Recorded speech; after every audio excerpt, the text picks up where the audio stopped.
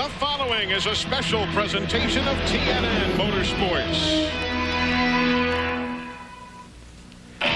The stars of the NASCAR Winston Cup Series come to one of the most picturesque racetracks on the circuit, the Phoenix International Raceway. Could this be the day that Dale Jarrett locks up his first career NASCAR Winston Cup championship? What about Jarrett's pursuers, Bobby Labonte and Mark Martin? They have fought hard all season long. Those and many more stories as we preview the Checker Auto Parts Dura Lube 500 live on TNN Motorsports. My goodness, just about lost our camera.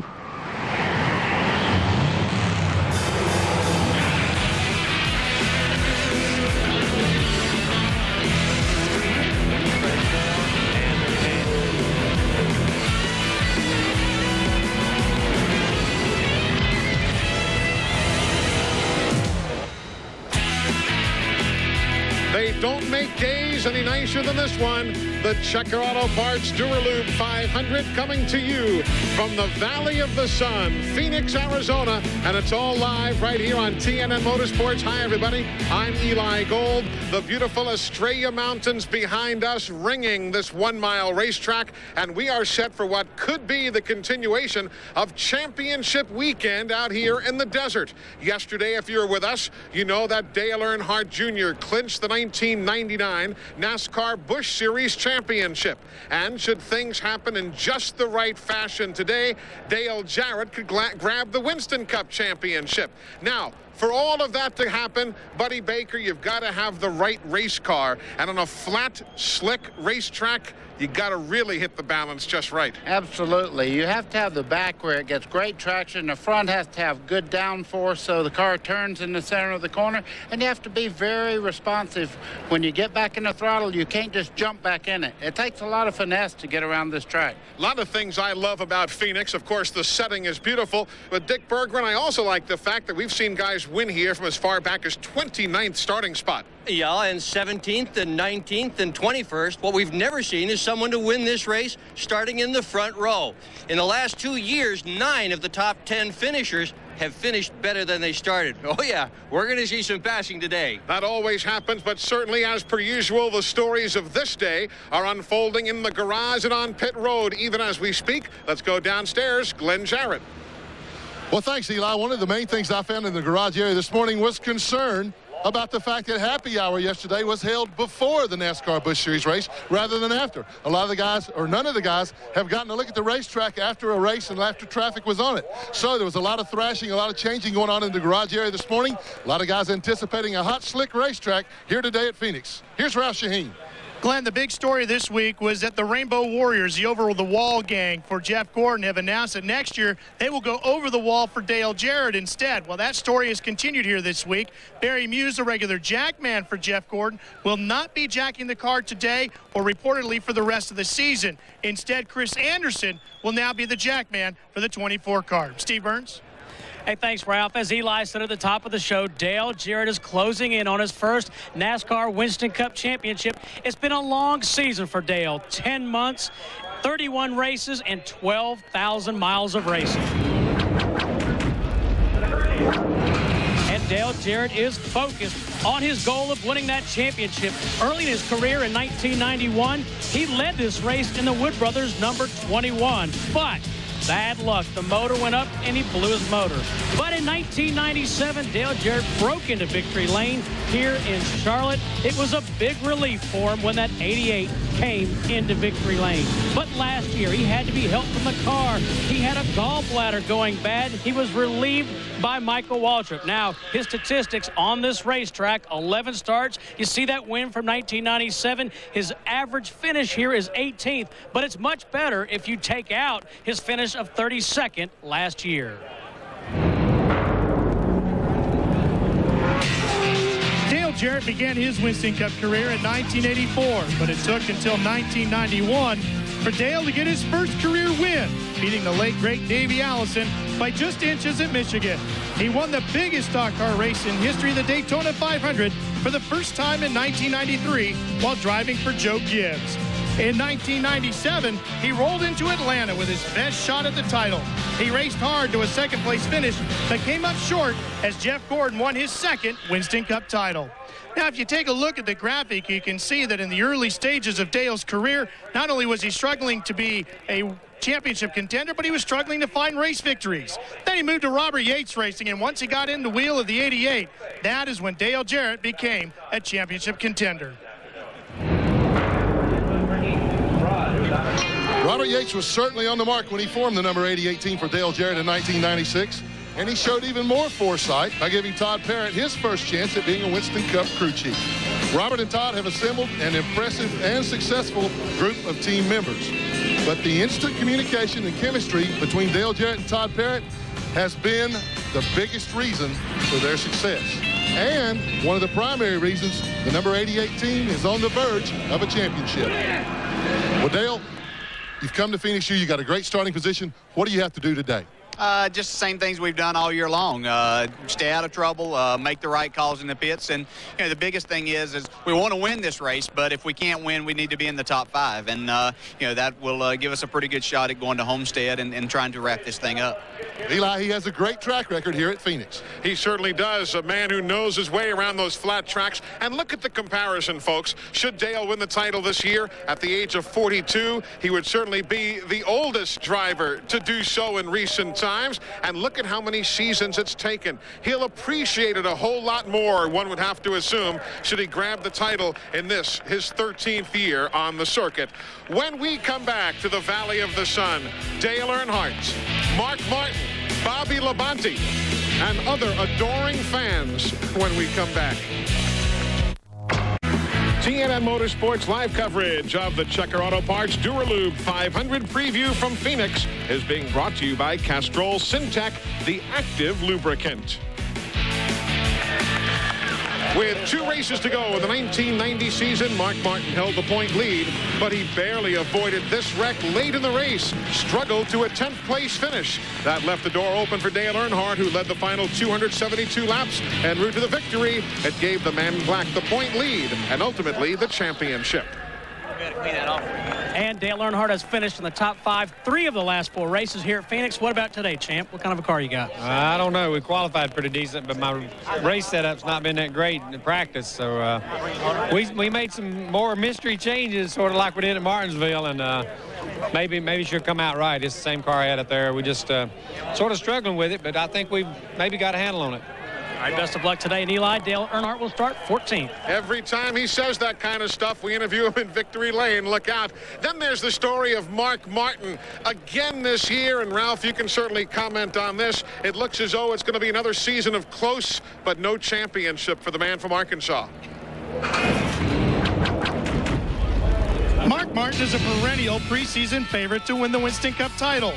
An early season win at Rockingham gave the Roush team reason to believe that this could finally be their year. A hard hit at Daytona in July, however, left Mark beaten and bruised, but not defeated. Mark soldiered on through the season, completing his recovery by winning at the Monster Mile in Dover, Delaware in September. Mark, how tough a year has this really been? Can you put it into perspective for those of us that are not going to be athletes like you? I don't think I can. It's been one of the toughest for me for a lot of reasons, not only the physical problems that I've had with my back and then with the crash in July, but, still grieving the loss of my dad and Sarah and Shelley and, several other friends, real good friends of mine and family. It's been a bad year in that respect too. And on the other hand, we've had some real highs as well, and we've had some real good runs right away after the injury. We had some real good runs, and that made us feel good. And then the win at Dover was really sweet. Glenn, Mark Martin will start 4th today.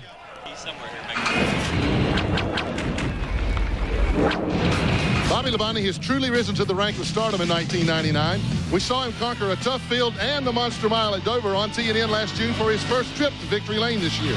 Then just two races later, again on TNN at Pocono in June, Bobby blew by Jimmy Spencer with just 15 laps remaining to claim the second of his 4 wins this year, the most in a single season of his brief 7-year Winston Cup career. He's about the only guy left that has a realistic chance to overtake Dale Jarrett for the title. Bobby, you got a great starting position today, starting at 6th, but you only got one thing to do today. Oh, yeah. I mean, you know, your brother, Dale, is so far ahead of us, you know, and he's not going to have problems. They haven't had problems all year. So, you know, we just got to do the best we can. Our goal is to go out there and do like we've done the rest of the races before this and just try to finish the race as good as we can, be as competitive as we can, and, you know, pick up whatever position we can at the end of the race. The points will take care of themselves, and, you know, we're really racing, you know, for second right now, really. Okay, good luck to you, Eli. He's got a great race car here today. Always does at a mile racetrack. And there you see the top 5 in points. And don't forget, too, that behind those guys, there are battles for 10th place and 25th spot. So everything is not riveted solely on the top 5. Buddy Baker, let's talk about Phoenix. Let's talk about flat racetracks in general. Why do some guys just run well on certain type of tracks? Eli, it takes a driver that has that little knack to get on the throttle and not break the rear tires loose, and also feedback to the crew. It is a team effort on this type of racetrack. Let's take a look at this racetrack. As you go down the front straightaway, you make an apex wide there and right down to the bottom of the racetrack. You let the car sweep out and off turns 2, right against the wall. Down the long back straightaway, there's a little turn there. Right against the yellow part there, out against the wall, into turn 3. Down to the bottom again, let the car sweep out. This is where you have to really have throttle control. If you come off the corner straight out towards the wall and rock it down the front straightaway. And I'll tell you something, there's nobody who has run better at this racetrack over the years than a guy by the name of Kenny Schrader. Steve is with him. Yep, and Kenny Schrader is the winningest driver on this racetrack, Eli. He's won 9 races. But, Kenny, I know you want to win your first Winston Cup race here today. We're going to try hard. We run second Dale one time, but that's been our best Winston Cup finish out here. Skull car's running good. We'll just have to see. Best of luck. Thoughts of Kenny Schrader. Take a look at how he has done in all sorts of racing here, but obviously that one big old goose egg alongside the Winston Cup column. Hey, folks, quick reminder, you can join the online community on TNNRacing.com today for our final live webcast of the year from right here at Phoenix International Raceway. By logging on, you can use your computer as a scanner to hear the driver and crew race strategy, or you can ride along with the top 3 in points and see their in-car cameras and get the views that they are getting during the race. TNNRacing.com is your all-access interactive garage pass to the Checker Auto Parts Dura Lube 500K. When we come back, in search of career win number 50, Rusty Wallace, when we return to Phoenix. 1 year ago, clouds covering the Valley of the Sun, but Rusty Wallace was shining bright. He had the dominant car all day long and led the most laps. He took the lead for the final time last year on a very quick pit stop. But when a surprise rainstorm hit the Arizona desert, Rusty was declared the winner, his 48th career win. And Eli, Rusty Wallace will be going for win number 50 here today, Rusty. And how much would that mean to you reach that kind of a milestone in your Winston Cup career? It's just a personal goal we set out a long time ago, and I hope we could do it. The Miller Brewing Company wanted to do some promotion with, and so does NASCAR, a lot of my fans, and it's just a goal. If I achieve it, then I'll go for 51, then 52, and on down. Rusty, best of luck to you today. Eli, he'll start 9th. He will, and of course, you take a look at Rusty over the years. He has had some magnificent successes, and if you take away a few of those races that got away, well, that 49 number will be a whole heck of a lot higher. Dr. Dick Bergman, let's talk about the fact that nobody who's won the Bud Pole here at Phoenix has ever gone to victory lane. I wonder what John Andretti thinks of that. He thinks that record's going to be broken today. He had a terrific qualifying run to put the STP Pontiac on the pole.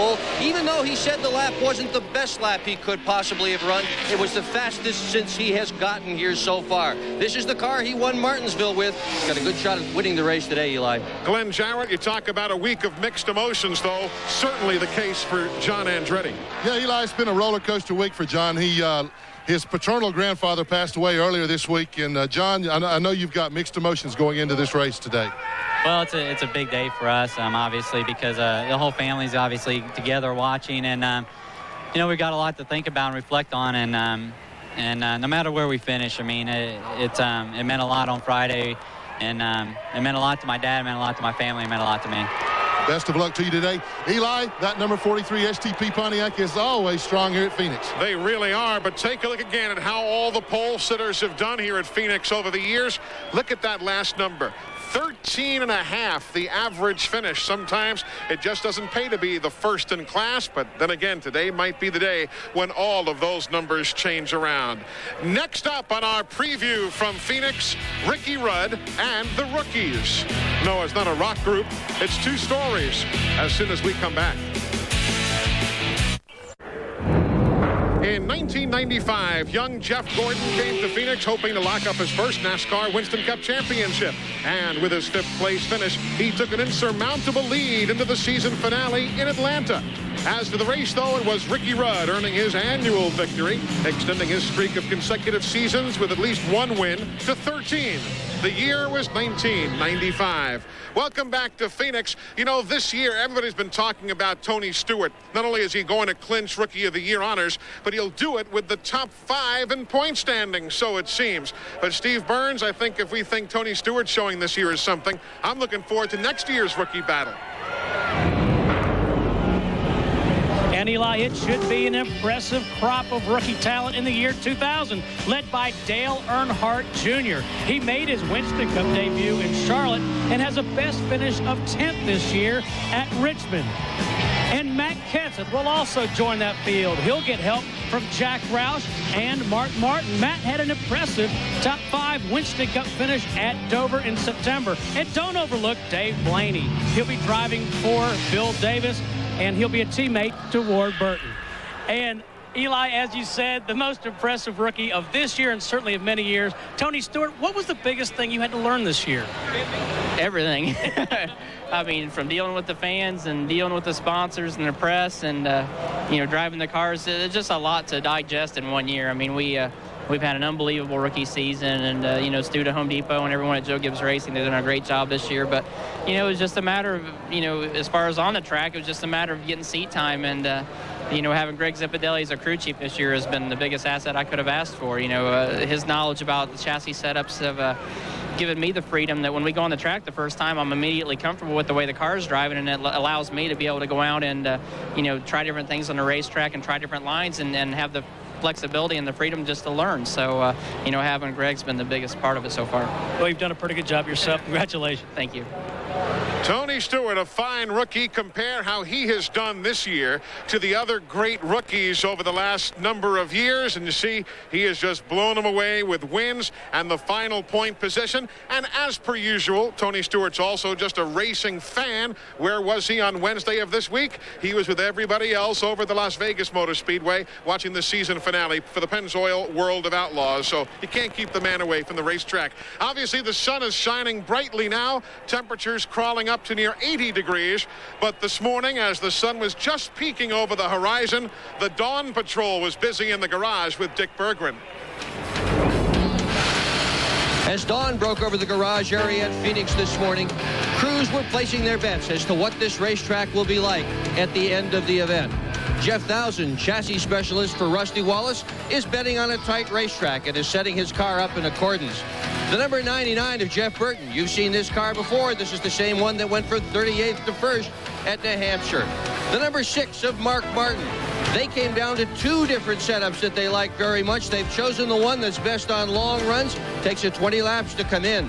The number 88 of Dale Jarrett. Todd Parrott says this car is so good it could well win the race today. Why not? Car owner Robert Yates has won 3 of 11 engine trouble yesterday after happy hour. After Jeff Gordon won yesterday's Busch Series race for this team, even though neither has an engine DNF about chassis setup. And lo and behold, it turned out that Weitzel already had the setup in the Winston Cup car that Evernham would have put in there based on the Busch Series race. The number 18 of Bobby Labonte changed an engine after happy hour, as did the number 20 of Tony Stewart. Team cars both with engine trouble yesterday after happy hour. This has been a recurrent problem lately for this team, even though neither has an engine DNF this year. And there you have it from the Dawn Patrol. You know, race fans, being a good role model for your children means setting an example for them every day. Show them the compassion, honesty, and openness that you want them to have. Remember that they learn most of their behavior from you. Parents, the anti-drug. When we come back, another trip through the pits as we close in on race time here in the Valley of the Sun. The Outback Steakhouse Bloomin' Favorites Bash was an invitation-only event here at the track yesterday. Fans registered to win a trip to the Bash during a nationwide contest at local Outback Steakhouse restaurants. They also registered via the Outback Steakhouse website. Brian France of NASCAR, Dale Jarrett, a host of drivers were on hand. A lot of interactive games going on. A great time, all sponsored by the folks at Outback Steakhouse, who sponsored yesterday's NASCAR Busch Series race, won by Jeff Gordon. A final run through the pits, Glenn Jarrett. Well, guys, true to its form, the Valley of the Sun is out in full force today. It is hot. It's going to be slick. We know that they practiced before happy hour yesterday, as I told you earlier on. The guys that have their cars set up for a hot, slick racetrack, I believe, are going to be the ones to beat, Steve Burns. Hey, well, Glenn, you know what? Going through the garage area this morning, talked to some of these crew chiefs and drivers. One thing to keep into consideration, they only race here once a year, so they have to go from their notes a year ago. And, Glenn, as you said at the top of the show, the fact that they didn't have happy hour after the Busch race has a lot of guys scratching their head, Ralph Shaheen. Not only scratching their heads, Steve, but deep in conversation. Rusty Wallace and Robin Pemberton talking about it right now. One of the guys you got to keep an eye on is a driver like Rusty Wallace. Drivers that are good on flat, slick racetracks, that veteran experience is going to rise to the top today, Eli. So there's lots of stories unfolding. One of the big stories is the fact that right now it is a good bit warmer than it has been over the last couple of days. The wind is blowing, as you can see, but nevertheless, it's not taking an edge off the heat. You've got the best seat in the house. Well, maybe that guy thinks he does. But in any event, we're set to go racing on TNN Motorsports as soon as we come back to Phoenix International Raceway. Don't go away.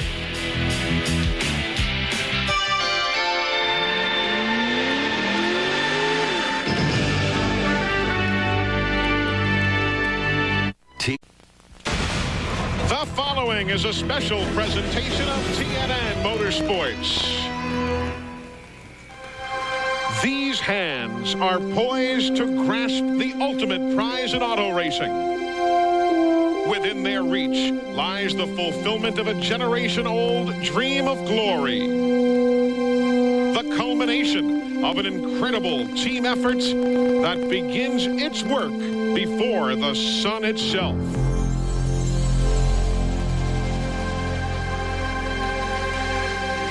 Fruition of fathomless devotion to duty, unerring attention to detail, undaunted leadership through the pitfalls and triumphs of a season of trials. But even as Dale Jarrett reaches for his dream, 42 others await in the Valley of the Sun. Jeff Gordon has never won at Phoenix International Raceway, and with the absence of Ray Evernham and the fact that the Rainbow Warriors are jumping to the number 88 team next year, Gordon and Brian Weitzel would like nothing more than to turn turmoil into triumph once again. For Ward Burton, second place will not do. He has finished second to brother Jeff 3 times this year. And though Ward loves his brother, both he and his crew are weary of the consolation prize. Jeff Burton has doubled his career victory total this year, while for teammate Mark Martin, a victory today could ease the pain he has played with all season. And Dale Jarrett is consumed about winning this 1999 NASCAR Winston Cup Championship. It's a journey that started 10 months ago, 31 races ago, and 12,000 miles have been covered. But there are, in fact, 42 other drivers who are hoping for one piece of glory here as the 1999 season draws to a close. Super rookie Tony Stewart has never looked over a fender at Phoenix International Raceway, but his track record here is nonetheless quite impressive. He has won the Copper World Classic and Silver Crown cars. He has dominated that event in midgets. And don't be surprised if he returns to victory lane today. Tony's teammate Bobby Labonte needs a win today to keep his title hopes alive. Mike Skinner has been searching for his first Winston Cup victory, and like Tony Stewart, he is no stranger to PIR. On February 5th, 1995, Skinner dueled to the line with Terry Labonte to capture the inaugural race in the NASCAR Craftsman Truck Series. With the late season strength he has shown, he could find that first Winston Cup points win here today. Now, Mike Skinner in the number 31 car has made chassis adjustments to his machine as they get set to go racing here today. Bobby Labonte changed an engine this morning in the number 18. The one driver out of the three that made no changes is ready to go racing. Tony Stewart all set and ready to go here at Phoenix. Time is running short on Ricky Rudd's bid to continue his streak of 16 consecutive seasons with the win. But don't forget October 29th, 1995, when he charged from the 29th starting slot here at Phoenix to keep the streak alive. And speaking of streaks, Rusty Wallace clinched his drought of 59 races without a win here last year when a strong run found him in the lead as the rain came to the desert. A victory today would be number 50 for Rusty. And there are a lot of other drivers as well who have come to the desert to try to quench their thirst for victory. Some of them have won a long time ago. Some of them have never won, like Rusty Wallace's brother Kenny right here. He's run strong lately, but still looking for that first victory. Mike Skinner also looking for victory number 1. A little bit further down the line, you got a couple of guys starting nose to tail here. Jimmy Spencer, car number 23, has not won since July of 1994. Right behind him, Bobby Hamilton has not won since April of 1998. All these stories and more, all the action live from Phoenix is coming your way next on TNN.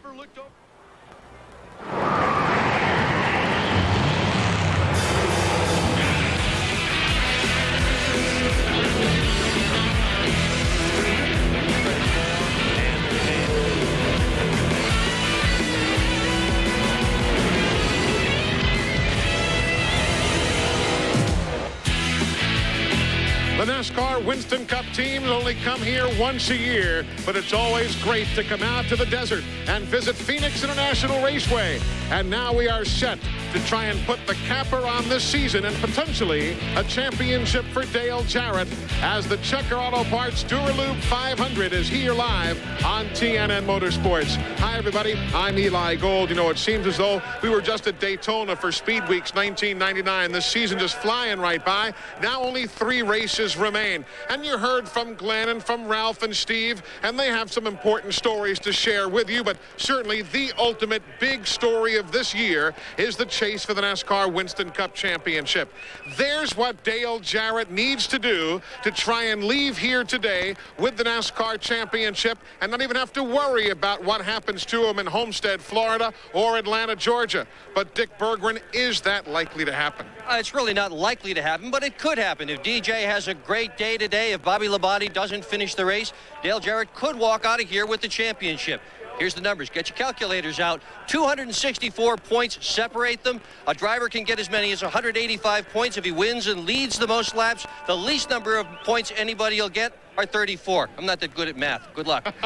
Let's throw some names at you. Rusty Wallace is one of those. Dale Jarrett, Jeff Burton. Let's throw in Tony Stewart, Ricky Rudd. Flat track specialists, all of them, Buddy Baker. And they've been looking forward to coming here to Phoenix for a while. Well, you're exactly right. And the reason those guys are so good, they get on the throttle real easy, get maximum traction in the corner, and they know what to do and what to tell the crew as far as what they need to do every pit stop to make the car better. You have to adjust all day to run well here. Well, everybody's about set. Drivers climbing on board their race cars, so we'll head to the booth and get set for the green flag.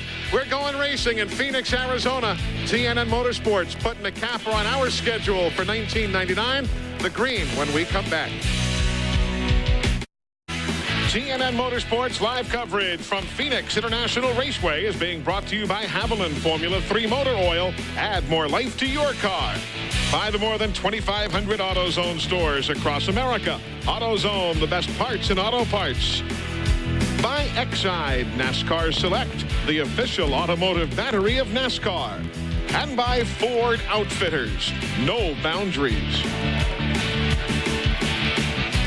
Now for our national anthem, DreamWorks Records recording artist, Toby Keith. By the dawn's early light, what so proudly we hailed at the twilight's last gleaming, whose broad stripes and bright stars through the perilous fight, all the ramparts we watched were so gallantly streaming, and the rocket's red glare, the bombs bursting in air, gave proof through the night that our flag was still there. Oh, say does that star-spangled banner yet wave o'er the land of the free and the home of the brave. Toby Keith with our national anthem here as the flyby is conducted overhead Phoenix International Raceway. Simply magnificent day. Let's go! Temperatures in the 80s. And there you see the battle that everybody's been talking about. The battle for the NASCAR Winston Cup Championship. 1 through 5. They have been situated that way for much of the time. But look, there are other battles going on as well. There are some more points scrambles that we'll be talking about throughout the course of our coverage today, so you'll be informed as to who's doing what. Now, time to go trackside for the command to fire engines. Sonny Howard is the Chief Executive Officer of the Dura Lube Corporation. Man in charge of Dura Lube, Sonny Howard. Are you ready to rumble? Gentlemen, start your engines.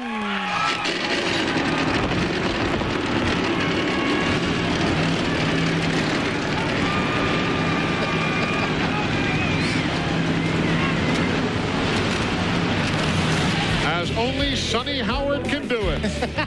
The command to fire engines. We're going racing in Phoenix in a moment.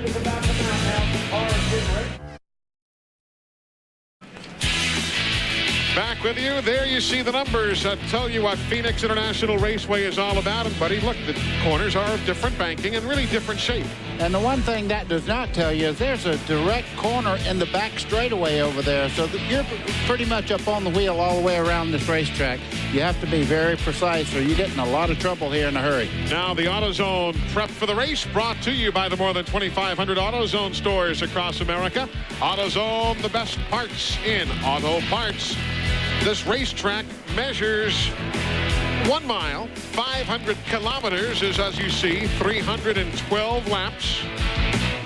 And look at that, 11 Phoenix Winston Cup races, 10 different winners, and only 4 of the 11 races here have been won from inside the top 10. Now let's check out the starting grid for you. 6th place a year ago, John Andretti, he's on the pole first time this year. Jeff Gordon won here yesterday in the NASCAR Busch Series race.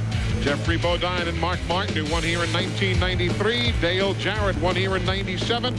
Bobby Labonte's never finished better than 8th here. That's an interesting thing. A lot of really good racers have never been able to master this racetrack.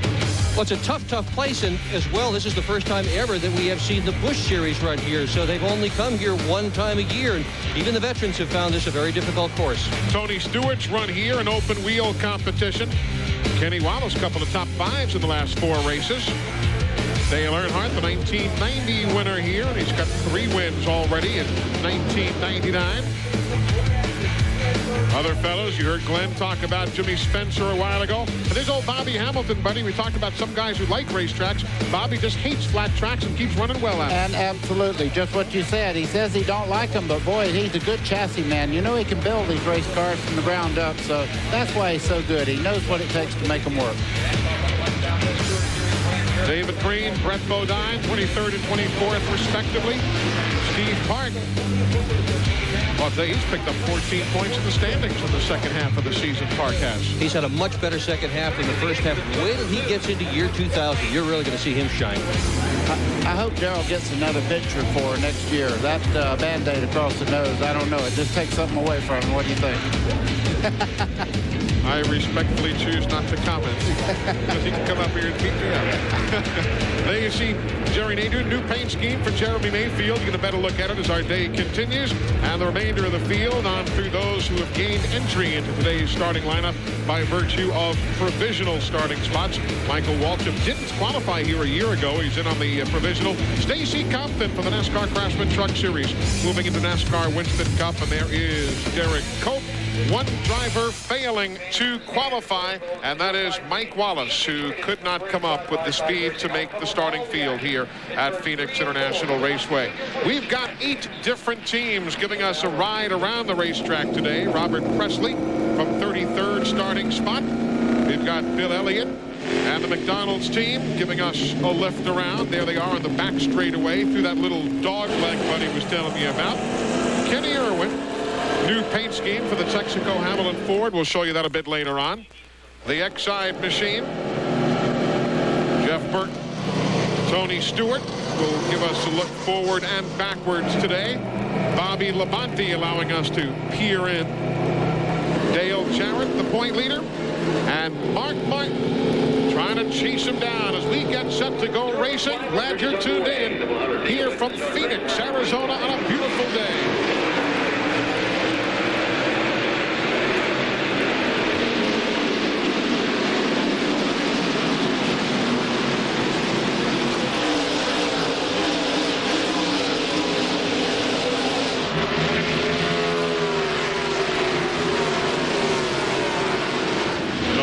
To help you out in the turns.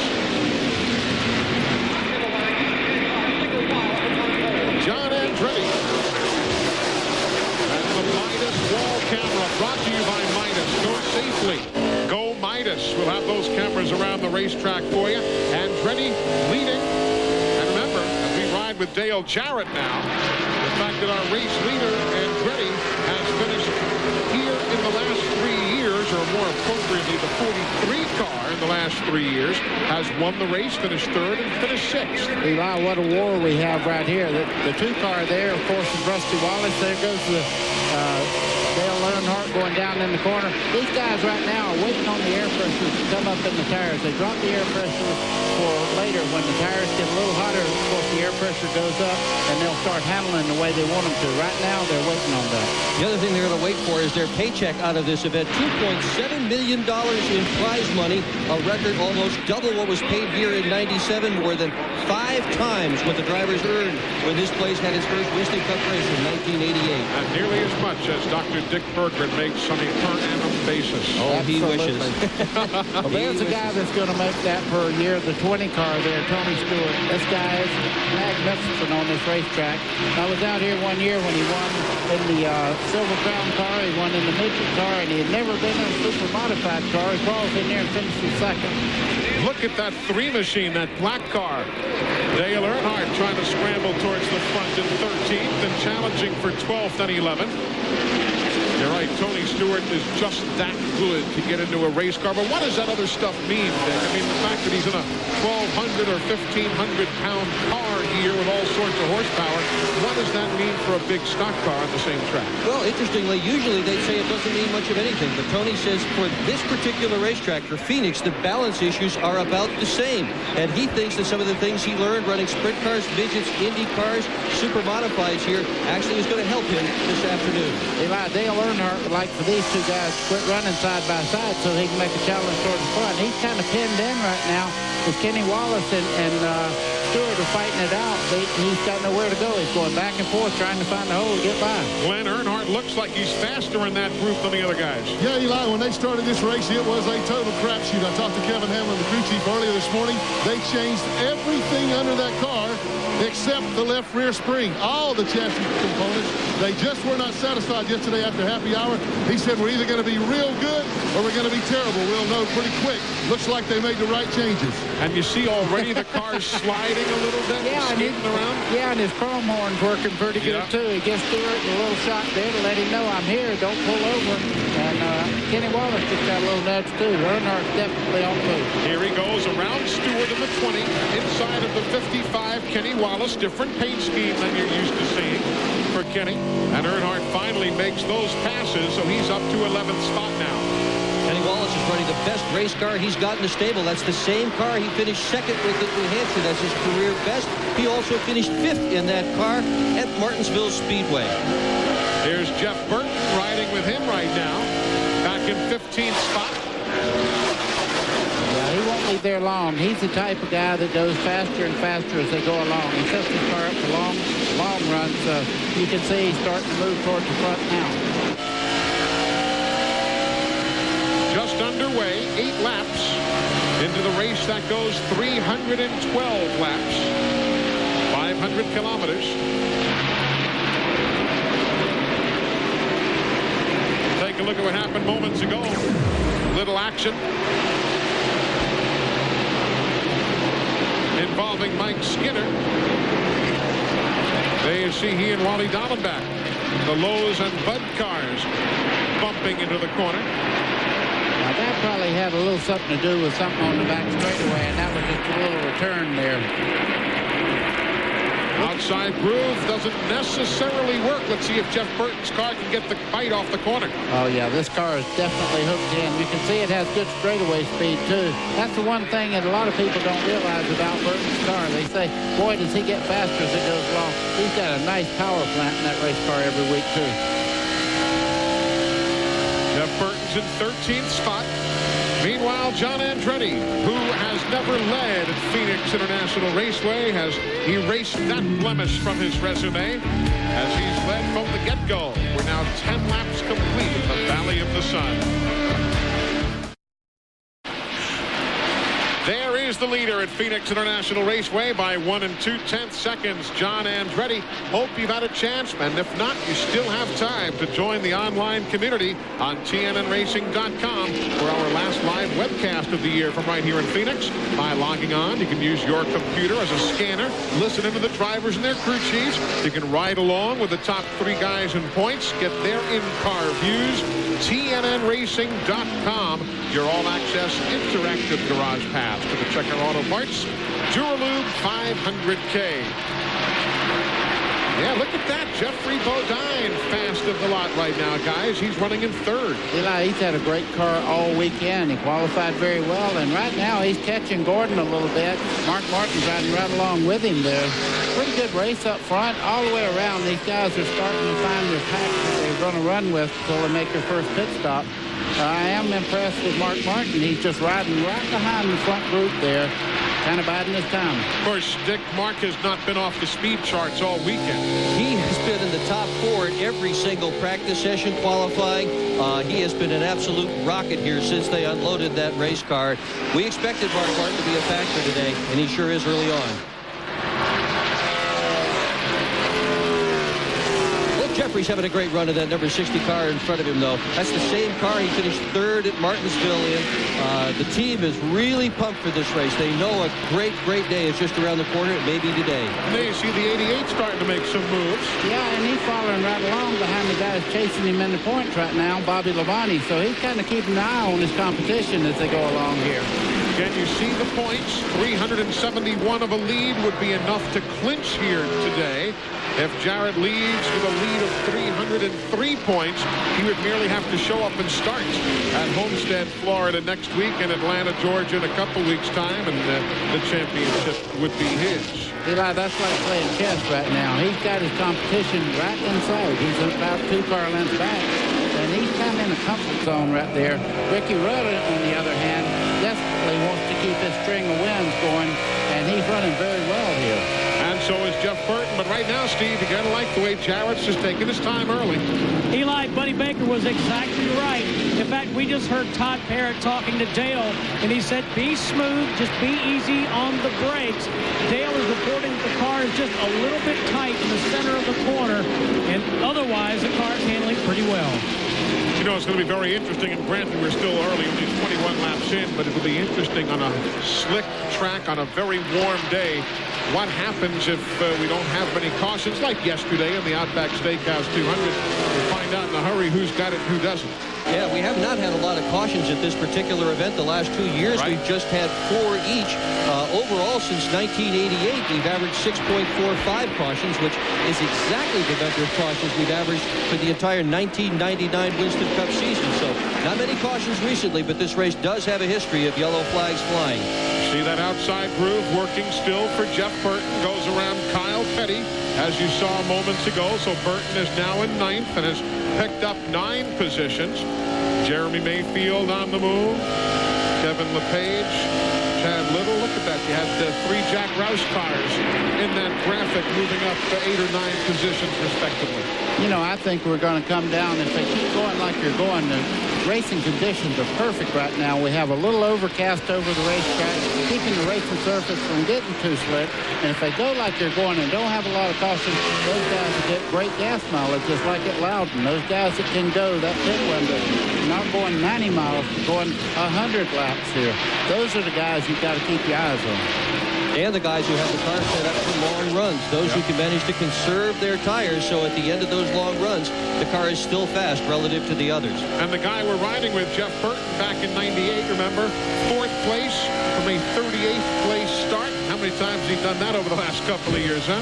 And now he is quickest of the lot. You saw Jeff making the outside groove work. He went by Kyle Petty, and Kyle's not a guy to take lightly here because he has finished as high as 3rd here in the past. And the other thing is teammates leading the race, and they do combine notes, so he has a good setup, so don't count him out either.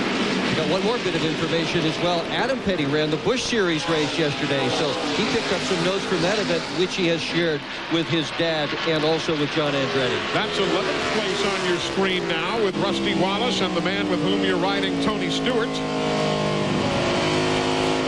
Rusty, the winner here last year in the rain-shortened event.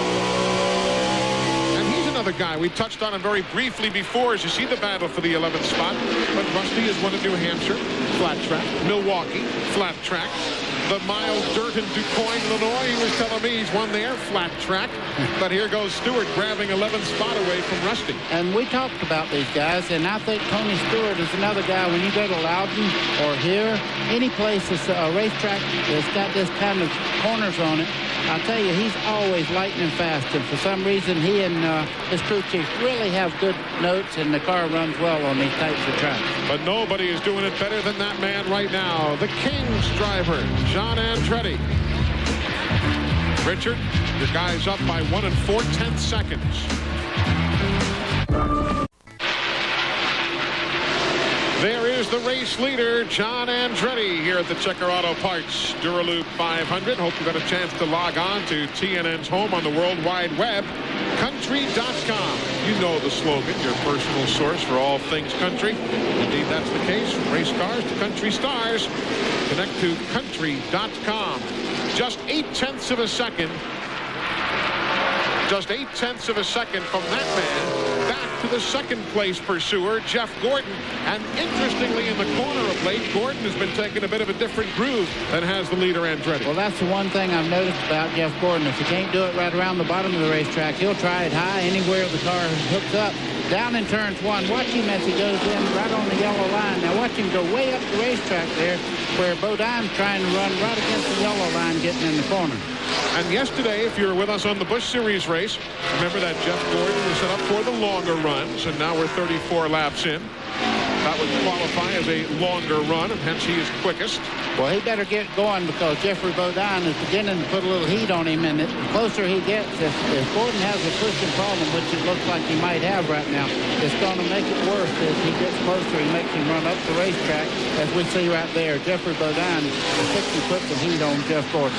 That's the problem a lot of teams were worried about in the garage this morning, that the car would begin to push as the day wore on. And Gordon coming out in both turns, out in 4 and also out in 2, is pushing up.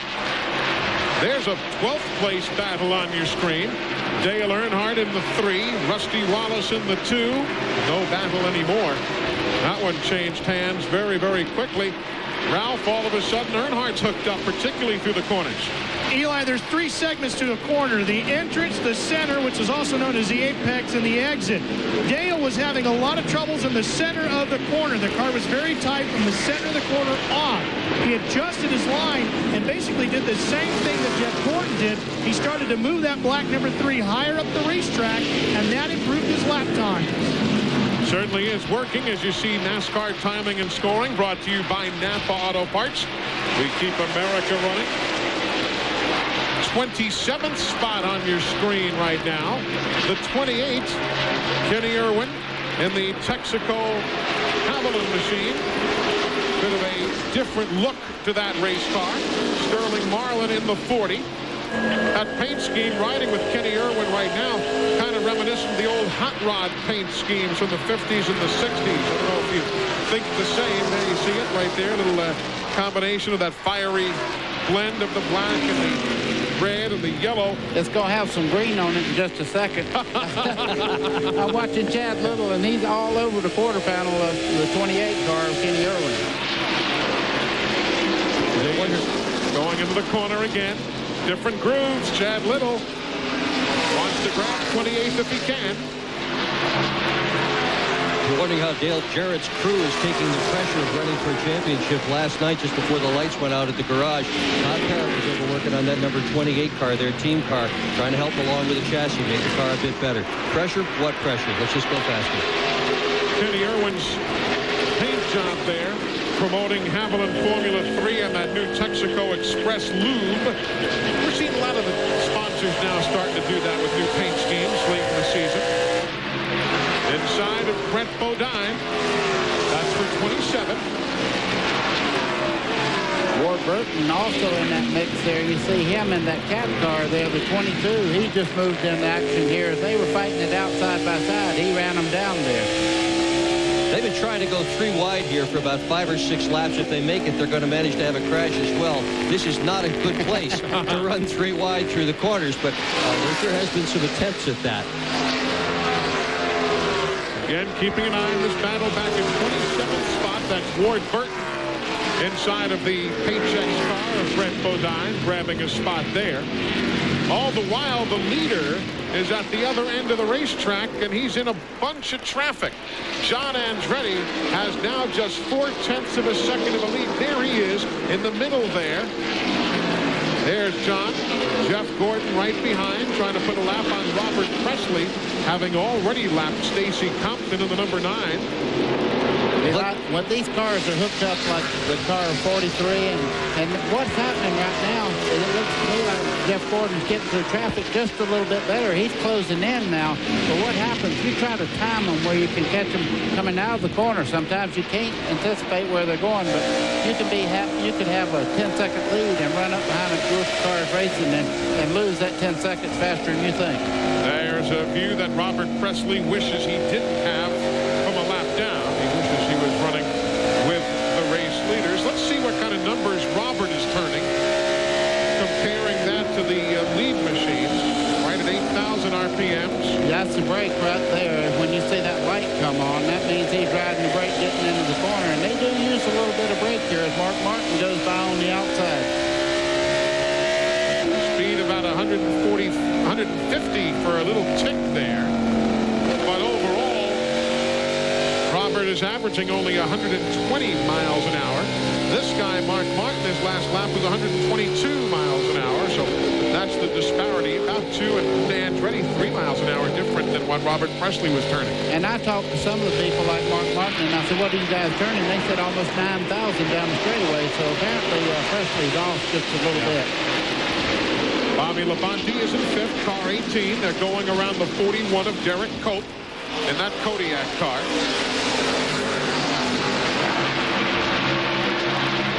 There you see the spread from 5th Labonte forward 1 2/10 seconds to the leader, John Andretti. Started from the Bud pole. And that's Robbie Loomis, Andretti's crew chief. We're coming right back. Welcome back. The leader is still John Andretti. Started from the pole, has led these first 50 laps. Nobody has touched him. Jeff Gordon got close. I have Jeff Burton on the mind because he is still the quickest car on the racetrack. As you see Andretti trying to put a lap on 38th place man Dave Marcus. There's the 99 right there. Jeff Burton trying to move inside of the Michael Waltrip machine. Michael's already a lap down in 40th. Car number 7. Glenn Jarrett, Burton taking a bit of a higher line, and we're seeing some other guys do the same thing. Maybe that's the way around today. Well, he has consistently been the quickest car on the track. He's in traffic right now. It's slowed him down a little bit, but for the last 20 laps or so, I've been watching Jeff, and he's got a good race car. He's always good on the long run. He has come from 18th all the way up to 8th. And earlier on, when Jeff Gordon moved up the racetrack, Brian Weitzel had seen Jeff Burton and how fast he was running and a little bit higher up on the racetrack. He told Jeff Gordon to try that line. It didn't work as well for Gordon as it does for Jeff Burton. But I'll tell you what, on the long run, that 99 car is awfully hard to beat. He's showing it right now. Glenn, you're exactly right. And the one thing they do, the reason that might not work for Gordon quite right now is because he didn't do that in practice. I would say that probably started yesterday, getting ready to run a little bit higher because you know lap cars are going to run the bottom of the racetrack. And I would say that Jeff Burton probably moved to the higher line and set his car up to do what he's doing right now. Jeff Burton systematically marching to the front. He's got Ricky Rudd just ahead of him in that Tide machine, running in 7th. And John Andretti's also running a much higher line now than he was as recently as 10 laps ago. Apparently the word's getting out that upstairs is a fast way to go. There goes Ricky Rudd upstairs also. Yeah, Ricky said, if you caught me, I want to see why. And he moved up, and he had great grip through that corner. But this is the guy I'd want to try to set up my car to run like right now. I think that John Andretti is clearly the fastest car out there because he's getting through lap traffic. He goes up there, he takes his time, and when he really gets after it, he moves away. Mark Martin is in 4th. Around Dave Marcus. He will go. You're also seeing now after that cloud cover that Buddy talked about before, now the sun comes out. Then there will be a cloud come overhead. It may not be quite as changeable a track as, for instance, the one you have in Charlotte. But it's a handful out here in the desert as you see everybody picking their way around traffic. Martin and Labonte, 4th and 5th, respectively. Riding with Bobby Labonte down into turns 1, you see Mark Martin just to the left of him as they come off. Watch this wall come right out against those cars. That's coming off turns 2. Looks to me like Bobby Labonte's wanting to move up too. This car is very good. Bobby won the pole here a few years ago, led 56 laps back in 1996, but Glenn had to settle for a 9th that day. Right now, Bobby Labonte is earlier on in the race. He was talking about the car being very tight in the center of the corner. But what's happened now is the tires have worn off. The car is still pushing a little bit going in, and they're having to turn the wheel so sharp that it's breaking the car loose when he gets back in the throttle to come off the corner. So the biggest problem he's fighting right now is that the car is very, very loose. He says he can't touch the accelerator getting up off the corners. Here's Steve Burns. Hey, thanks, Glenn. A little while ago, Dick Bergman talked about the number 60 of Jeffrey Bodine and noted that the car had run at Loud, Martinsville, Richmond. Crew Chief Jim Long told me that they hope to run the car next week at Homestead as well. If the car doesn't finish in one piece, he said he's got a 3rd shift. We'll get him back in the shop to fix it. You know, a while ago, I asked Buddy Baker how a driver gets a favorite car, and he said, you ever had a favorite pair of shoes? That's true. Buddy. That's true. And right now, you can see Jeffrey Bodine moving in on the 24, Jeff Gordon. But one thing that's happening right now, one car is a little bit quicker as the sun right now is not on the speedway. We have cloud cover. Just a second ago, the sun was out, and another car was a little bit quicker. But it seems when the sun goes in, that Jeffrey Bodine's car really gets going. Jeffrey has 6 top 10s here in the 11 races, never a top 5 finish. And look at Mark Martin coming through as well in the 6. So put Bodine up to 2nd now. hasn't been in this lofty a territory since winning at Watkins Glen back in August of 1996. Last time he won a NASCAR Winston Cup race. Well, let's give that whole crew credit for their accomplishment today. Remember, this team was assembled literally on the eve of the Daytona 500. They put together a group of people, bought some used race cars. They started out the year running behind, and what a great job they have done. And as we look down from our helicopter shot there, you can see them going around. We're paying attention to these three cars, but just behind them, our points leader, Dale Jarrett, is running very, very well just behind this group. You see him just behind them there, running that comfort zone we talked about. There's Dale Jarrett, 2 8/10 seconds back. Still sitting in 6th. You know, we always talk about good flat track drivers, and there's not a person out there any better than Dale Jarrett on this type of racetrack. He has that able to wait and let the car work through the center part of the corner, and then when he gets back on it, he has that ability to keep from breaking the rear tires loose. He has a lot of patience when it comes to driving a race car, and that's why he's where he's at in the points right now. Riding with Tony Stewart. He's in 8th, just ahead of Jeff Burton, who's in 9th. Kyle Petty running 10th. Ralph, solid run for Tony. Oh, Eli, they're watching the clocks right now. And Tony said, are they backing up to us? He said they just got within 4 seconds. He said, I told you I wanted to slick up. He knows what he's talking about. Again, a guy who has run here in the past, Tony Stewart. Jeff Burton still right there as well. He is half a second behind the man just ahead of him. But all these guys are 5 seconds behind that man, John Andretti, as the STP colors are where folks are used to seeing it over the years. Out in front in a NASCAR Winston Cup race. NASCAR racing here in Arizona dates back to April of 1951. The late Marshall Teague drove a Hudson Hornet to victory at the 1-mile dirt track over at the fairgrounds. You could have found out that fact and many others at that computer address, NASCAR.com. NASCAR Online is your 24-hour NASCAR Garage Pass. We'll be online after the race today, taking some of your questions and talking about the running of this Checker Auto Parts Dura Lube 500. Hope you can join us later today on NASCAR Online. And remember, folks, if you're looking to get that special Christmas gift for Buddy or for Dick or anybody, remember NASCAR Thunder. It is the all-new and official store of NASCAR, locations all across the country now. Just call that number you see on the screen and find out where the store nearest to you is, and they'll be glad to help you out with any of your holiday gift shopping needs.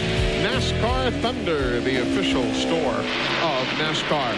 We've seen Ricky Craven in. There is Johnny Benson in for service. Glenn Jarrett, as far as the leaders are concerned. We're at lap 70 now. What are we looking at for pit stops? Eli, we should see them anytime between the next 20 to 23 or 24 laps.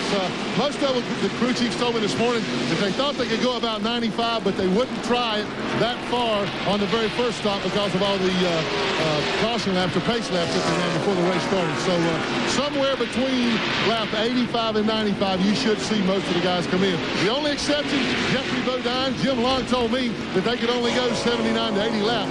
He's having a great run, but if he can't go any further than that, it may hurt him before the day's over. That's 5th place on your screen, coming right into your living room. Tony Stewart. Boy, I'm going to tell you what, that's a pistol Pete of racing right now. I tell you, he's the hottest thing I've seen on a racetrack in a long time. Tony Stewart just went up there and passed 3 cars like they were backing up to him. I just, every time I look at him, they call him a rookie. Yeah. That's like calling A.J. Ford a rookie. Remember when AJ had to take his rookie test at Darlington back many years ago after winning all these 500? I wonder what Tony feels like in the car, though, as we see Dale Jarrett and we look forward towards Labonte and Stewart. I wonder what Tony Stewart feels like having gone around this racetrack in 7 seconds more rapidly in other forms of cars than he is in this one here. Well, he's loving him. He's caught up now to Gordon. Just went by Gordon. You see what I'm talking about. When he gets on a roll, and let me tell you, 7 seconds with that much rubber on the ground, I guarantee he's driving harder right now. This car, it's not handling like those cars with about 6 or 7 inches more rubber per tire down on the racetrack. He said that Indy car that he would just lift going into the first turn the tiniest little bit. The rest of the way around here, he was wide open. You can't do that in a Winston Cup car. You've really got to finesse the car. There's a lot of steering wheel activity that goes on, throttle activity, and even brake activity, buddy. He was going around here in 20 seconds in that car, 27 seconds in NASCAR Winston Cup. He looks like he's doing it now. Yeah. That's Mark Martin, one of the best drivers on this type of racetrack, and he just goes up here and goes right on by. Look at him in the corners here now. He's not on the Sunday Cruise. Said, thank you for letting me by there. Mark Martin, a very respectful driver. Like Mark had a lot of choice. But look at him in the corner. He made one turn there. His hands is still. My road car does not drive that good. Oh, wait a minute. I take that back. That's where he earns his money. Now he's thinking about talking to his crew there. Either that or he's reaching for the horn. And there's no horn. Inside of Kevin LePage, who is a lap down in 33rd spot in car number 16. Well, he said something very interesting today before we got into the race. He said you really got to credit Greg Zipadelli for getting this car set up so well that off the truck he's very confident. As a result, as they try to prepare the car for the race, Tony Stewart's not at all concerned about trying things, and by being able to try different spring and shock combinations, they are able, as a team, to come up with something that works as well as what we're watching now. If you're a Bill Elliott fan, we'll tell you he has made a pit stop at lap number 76, and there he is leaving the pit lane after service from the McDonald's drive-through crew. Eli, one guy that's really going backwards right now is Jeff Gordon. He's all the way back to ninth right now. He's really wrestling that race car, and I mean, when it went bad, it really went bad. He's really dropping back. Actually hasn't led a lap here since 1994 in NASCAR Winston Cup competition. His best Winston Cup finish here is a 4th place. Of course, had no trouble yesterday winning the NASCAR Busch Series event, but can't always equate one to the next. Well, and I'll tell you something about that yesterday. He had a great race car from start to end. I think right now he's struggling a little bit. That car is not hooking up the way he wants it to. Maybe they can adjust it, but right now, Jeff Gordon's in trouble. What do you think all the talk about crew members leaving next year and all of that?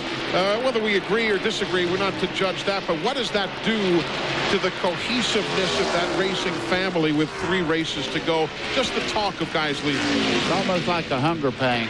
You get used to doing things a certain way, and all of a sudden, you know, everything's starting to pull apart on Jeff Gordon, and that has to bother him to some degree. Well, it bothers the rest of the team as well, and you know, it's kind of like a wife cheating on her husband. They're really unhappy. They're really unhappy that those guys are leaving. They had a very cohesive, a very successful team, and I think everybody would like very much to have stayed together, but it hasn't happened. And feelings are pretty strong right now. Right now, the leader working through traffic. You see John Andretti in the 43. Jeffrey Bodine in second, right behind him. You need tools? We've got them for you here at Phoenix. Pit stops coming up. Today's NASCAR Winston Cup event from Phoenix International Raceway is being brought to you by Napa Auto Parts. Napa, we keep America running. Welcome back, everybody. You're here in time to see Tony Stewart go for the lead in the 15th different event this year that he has shown the pace. Pontiac to Pontiac as they go down the front straightaway side by side. John Andretti does not want to give up the lead, but Tony Stewart is so very good out of the corner. And kind of like Mark Martin before, who had no choice in the matter, the same for John Andretti, who will yield the lead at lap number 86. So Andretti leads 1 through 85. Lap number 86 will be Tony Stewart taking the top spot here at Phoenix International Raceway. We are seeing pit stops take place now. Moments ago, how did Stewart get to even be within shouting distance of the lead? Well, he made a stop inside, or a pass inside of Jeffrey Bodine. Wow. I'm going to tell you, he was 5 miles an hour faster in the center part of the corner there than Jeffrey Bodine. And when you're right, you're right. In this car, they've got a great flat track setup, and Tony Stewart, like I said, one of the hottest drivers out there. And being young and ambitious as he is right now, he's writing a chapter in our sport that hadn't been written before. We thought Jeff Gordon was hot. This guy's just as hot as he was. And Ralph, it doesn't seem as though Tony's affected by sun or cloud cover. No, Eli, right now he doesn't at all. Greg Zipadelli giving signals goes out to Richard Childress. Let's find out about this car. Boy, Greg, the car seems great in the long runs. Is that what you had planned, and how did you get to that setup? Well, we were just kind of hoping that the sun would stay out and it would get pretty slick. Tony really likes this place. We got a really good car yesterday in practice. It seems to be pretty strong in the long runs. It kind of just doesn't back up. Glenn? Okay, Ralph, we just got word on the radio that Jeff Gordon has reported into Brian Waskell. He is out of fuel, so he should be coming down pit road just as quick as he can get there. But it's sputtering pretty bad right now. He says he's running out, so he will be in this lap. We're also hearing that the 20 is out of fuel, too, so they're trying to stretch him just a little too far. And this happens at lap number 90. You see the 43 Andretti and the 20 of Tony Stewart handing the lead now over to Bobby Labonte, who has yet to make a stop. Steve? And Dale Jarrett just came in. Eli got 4 tires. They made a chassis adjustment to the left rear corner of the number 88 car. Mark Martin just got service as well back on the track. Glenn Jarrett? And Jeff Gordon was in a great pit stop, 17.2 seconds. And here's 43 in the pits right now also. Gordon had changed 4 tires, as will John Andretti. Robbie Loomis told me that the 43 car was pretty good, but they were going to try to tighten it up just a little bit. It got a little loose right at the end of that run. We've got the clock on them right now. They're around to the left side. The left side tires are off and going on. And John is down and away. Wow, super pit stop, 17.1. That means Steve Park is now the race leader because he has not yet made his stop in the Pennzoil machine. You see Dale Earnhardt in for service. Elliott Sadler coming in. There is the race leader, Steve Park, who is showing the way here. Only the 5th different race this year that he has led. And he'll be coming in right now. He's headed down pit road. There's Bobby Labonte. He's in for service. Ralph? Eli, they put on 4 tires and filled up Tony Stewart. They were ready to spray it into the carburetor, keep him going. They got him handled and got him back underway. The 18 car handing to the pit stops as well. And as Glenn was talking about pit stops there and how great the John Andretti pit stop was, he's almost a full straightaway ahead of Tony Stewart now. All of these stops are under green. We have had no cautions yet today. That man, John Andretti, led the first 85 laps. Tony Stewart led the next 3. Then Bobby Labonte led a lap. Then Steve Park led a lap. And that's where we are right now as Park has come in to make his pit stop at lap number 91. So Dale Jarrett, now the race leader. We're here at lap number 92. And there is Jarrett picking up 5 bonus points for leading a lap here at Phoenix and stretching his lead atop the NASCAR Winston Cup Series standings. And now back to TNN Salute to Motorsports. Over-the-road transportation for this broadcast provided by Ryder Transportation Services. Well, everything is settled down. Dale Jarrett is the race leader. Mark Martin is second. Third is John Andretti.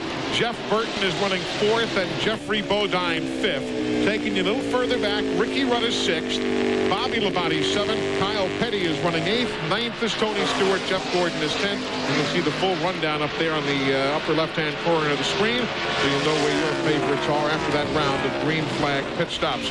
Joining us in the booth, DreamWorks recording artist Toby Keith, who sang the national anthem here at Phoenix International Raceway today. Didn't see you. How you doing? Boys, you're hectic up here. Yeah, a little bit. You walked into the middle of pit stops. Yes, sir. What is this your first visit to this racetrack? Yeah, and I've got businesses here in the Phoenix community, and I've never been out here when this was going on. That's pretty impressive.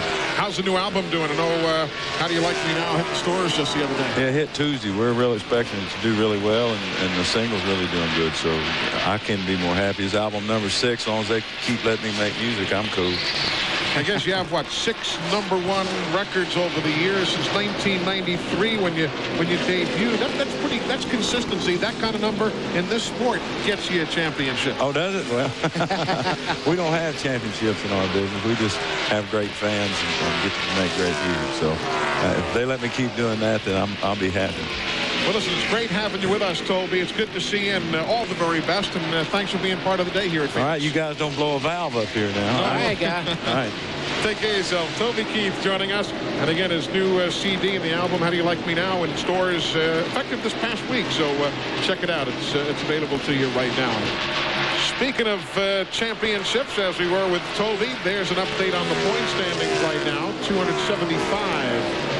And again, you see the reference numbers there on the bottom of your screen to refresh your memory as to what DJ Dale Jarrett needs to do to try and leave here with a championship, or at least with things pretty well wrapped up heading to Homestead in Atlanta.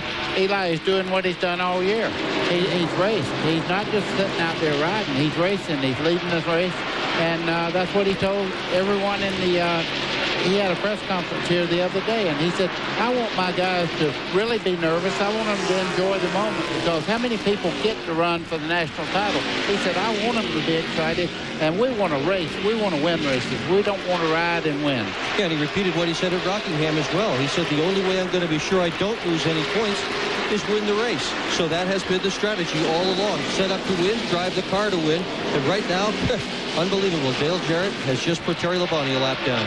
Glenn, is all of that just talk, though? Have you noticed, as much time as you spend with your brother, you travel with him and so on, have you noticed the fact that he's the same, or is he getting a little edgier?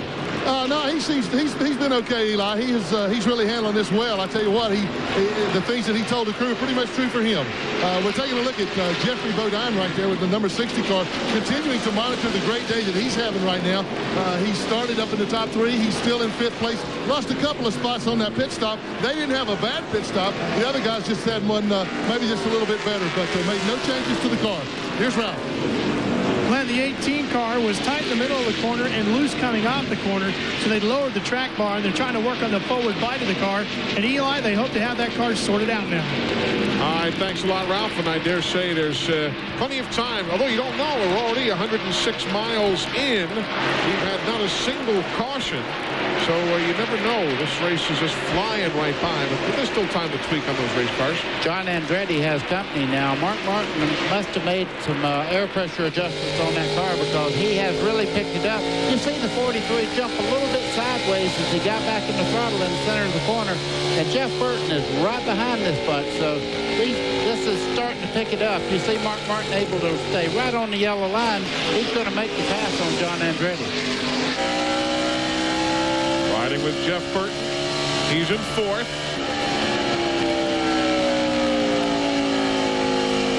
Amazing how two of those Roush cars always seem to be up front. No matter where we go, what kind of racetrack, the 6 and the 99, the race wears on, there they are, in contention to win the thing.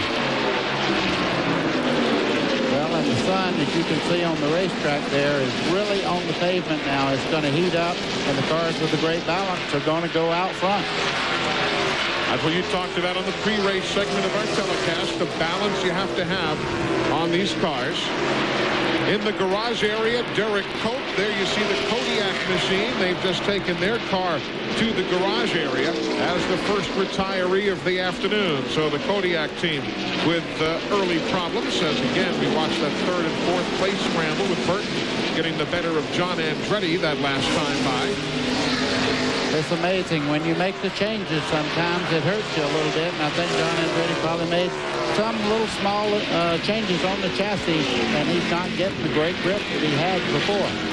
And that battle there is 4 seconds behind Dale Jarrett all of a sudden. So once Jarrett got himself to the front, he's just set sail.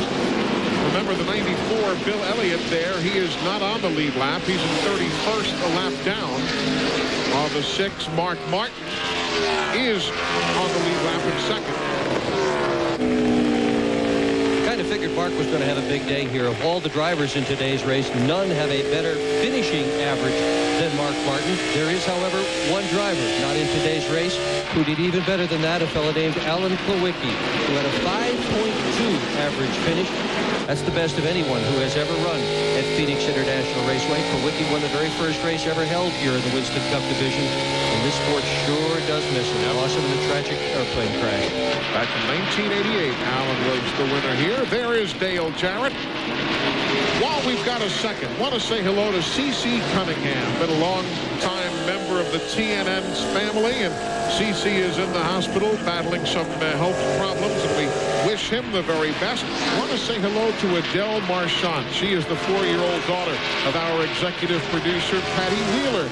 And Adele had a brief visit to the hospital last week, but she is back home. She's doing okay, and we wish her a speedy recovery and want to see Patty back at the racetrack. And certainly, we would not be able to do anything for the remainder of the day if I don't say happy anniversary to our producer, Joel McKee, his wife, Kathy, celebrating their 13th anniversary here today. And what better group to celebrate it with than their TNN family here. I want cake myself. I want some stuff, you know? Happy anniversary, guys. We are 113 laps in. That man's up by 3.5 seconds. Dale Jarrett leads at Phoenix with the TNN crew bringing you the pictures. We are back at Phoenix International Raceway watching a good scramble. The 20 is Tony Stewart. The 60 is Jeffrey Bodine. The 10 is Ricky Rudd. That's 6th, 7th, and 8th positions. Tony Stewart just blew right by Ricky a few moments ago. Yeah, and we got a report from the pits just a second ago when he passed the 3 cars there. It just one right after another. He just let out a big yee-haw. Man, when it's hooked up, it's so much fun to drive a race car. And if you're just tuning in, indeed, we are caution-free. About a third of the way in, over a third of the way into the Checker Auto Parts Dura Lube 500K. Too bad we can't have more than one winner today. You know, you go around this racetrack and you look at all these guys. Wouldn't it be nice to see Jeffrey Bodine finally win one and get that off his back, and see Ricky Rudd have another one so he can keep his streak going, and John Andretti win today as well. Meanwhile, we told you Derek Cope, who finished trouble. Caution. Brett Bodine. Caution's out. Caution is out. Brett Bodine, who is running in 30th spot, tagging the wall lap 120. It looks like the right front corner is down on that car. You see the sparks there where the tire's off. You see the right front flat there. He's just trying to get back in. He got into the wall pretty hard there. The right side's flat. He's had just no luck at all here. The very first race ever held at Phoenix, Brett crashed DNF. He was the first one out of this race last year. Now he's in the wall again. And we were about to say that Derek Cope, who finished second here 4 years ago, is watching all of this from the garage area. Steve, what's their problem? Eli, they've got the hood up. Donnie Disharoon and the guys trying to get the car ready. Derek, what's the situation here? Well, I think we've broken a rocker arm in the Kodiak Chevrolet. We were struggling early with the chassis. We got to change. The car worked pretty good, and then I lost a cylinder going down the back chute. So we're just trying to repair that and get back out. You hear the word from Derek Cope and the Kodiak team with their problems in the garage area. And Brett Bodine's crew looking over the Paychex Ford. And pit stops, the name of the game. You see the field staying on the track, those on the lead lap electing to stop at lap number 122. That's what the lap count will be as they cross the stripe. Lap 122. The leaders are coming in. Well, there'll be a lot of changes made. Some of the cars that were not so fast with this long caution here, they ought to be able to make the adjustments and get their cars a lot better now. So we'll have some new heroes when we go back to green. Ralph, you start. Eli, they're taking right side tires right now on Dale Jarrett. They come around to work on the left side of this car. The 88's been running awfully strong right now. Everything nice and smooth with their pit stop. They sneak out. They're very pleased with their time. 16.6, Glenn. That's a solid stop. Yeah, it is. He just goes by John Andretti, and John Andretti had we got about a 16.1 second stop down here for John Andretti, but Dale Jarrett still beat him out. Andretti's car had gotten loose on that set of tires. They made a chassis adjustment to the right rear, try to snug him up. So pit stops in the 16-second range for all of those lead machines. And again, the reason we're under caution, this problem for Brett Bodine. Okay, the tire's flat there. He has the tire. You can see he's trying to stay off the wall. He goes up and hits. That's about as easy as you can hit the wall here at Phoenix. He got it turned a little bit. He stayed off the brake where he kept the car flat instead of going in head first. So we are under caution for the first time in the Valley of the Sun. Mark Martin is the race leader by virtue of the speedy pit work by Jimmy Fennig and the crew. We continue in just a moment. Getting set to go back to green in just a half mile. On pit road, we've had some collisions as these teams are getting off the pit lane. Glenn, what have you found out in the Steve Park, Jeffrey Bodine get-together? Well, it was actually, now we just found out that it was the Jeffrey Bodine, Rusty Wallace, then Steve Park. They left pit road 3 wide. There just wasn't enough room. And when Jeffrey got into the side of the left front of Rusty Wallace, cut the valve stem right out of that brand new Goodyear tire. So the tire went flat, had some sheet metal damage, and Jeffrey had to bring the car back in. They think they have got the damage fixed. They're not. They don't think that it messed up the toe end. He had a great race car. We certainly hope not. We're going green. So the trifecta there, Jeffrey Bodine, Steve Park, Rusty Wallace, and we are back to work with the race leader being Mark Martin. If you're a Derek Cope fan, he's back on the racetrack 29 laps down. You heard the problems he detailed to Steve a few moments ago. Well, the guy that really had the great pit stop was Mark Martin. He came out in the lead there. Right now, though, he's trying to get by cars that are trying to make up a lap, and he's using a lot of time there. He's getting closed in on all the cars behind him there that want to take that lead away from him. That Midas wall camera brought to you by Midas. Go safely, go Midas. Just ahead of the leader, 75 Ted Musgrave. Getting back on the tail end of the lead lap. The yellow 26 car, Johnny Benson, is 2 laps down. But 75 is on the tail end of the lead lap, just ahead of Mark Martin. I bet these crew chiefs are going just nuts right now. The sun just went behind the cloud again. We're under a lot of shade. As one guy says, I want the car, the sun on the racetrack because my car is really good. Now, look, it's almost dark out there. Yeah, they adjusted the cars for sunshine, and now they got clouds.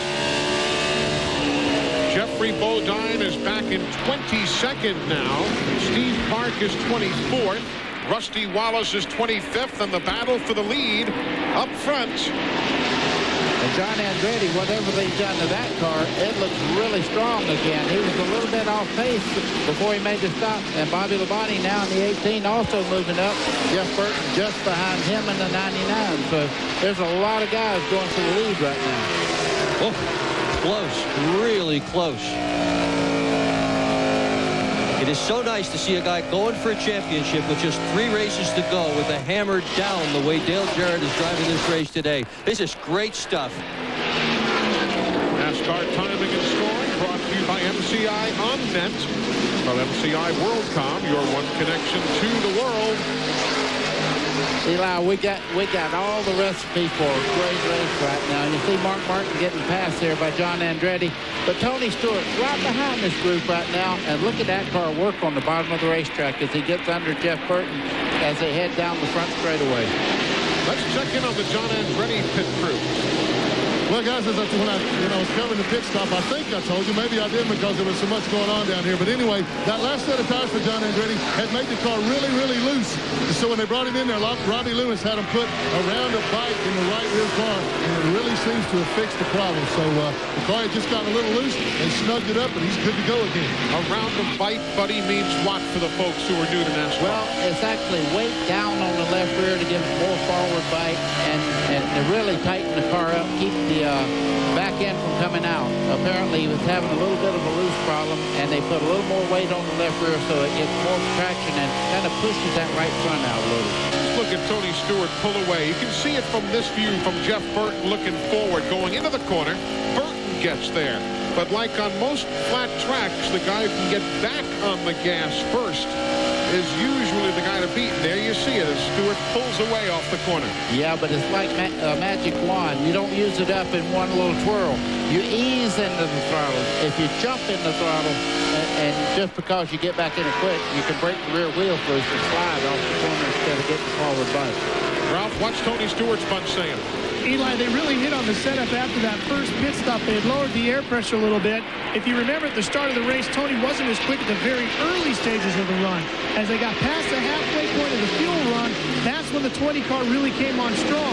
After they lowered the air pressure, he was strong in that second run from the beginning of the fuel run all the way through. So they kept the tire pressures exactly the same on this last stop, and they expect that 20 car to be very quick here once again. Bobby Labonte knows he's plenty quick. Goes right by him and brings Jeff Burton along with. So that is going to move Tony Stewart now up to the 4th spot. Burton to 5th and Bobby Labonte back to 6th. Well, I think Bobby Labonte, that's a great team. They share so much interest between the two cars there, and I'm sure he saw Tony Stewart and knows that he has a great car, and he just moved over and let him go.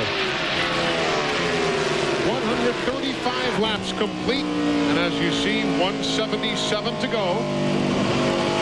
Todd Musgrave in the 75 car put up a good fight to try and stay on the lead lap. This is one of his best racetracks. In fact, Musgrave's last top 5 was right here in this race last year as Tony Stewart again on the bottom looking for another spot. Wow, is he hooked up? That's fight. That's fight right there. Yep. That's when the car is really working coming out of the corner. Yeah, and that's an awfully good motor and an awfully good race car, too.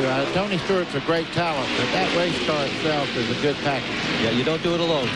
And just look, wherever Tony goes, so too the 99. Jeff Burton's just been following in his tire tracks, but this time he doesn't have the oomph to keep up. Mark said, I think I'm going to take this back. Stewart keeps running like this. Nobody's going to have the oomph to keep up with him by day's end. This is the same car he won Richmond in. Likes this car very much. Loves this racetrack. We were talking about his open wheel days.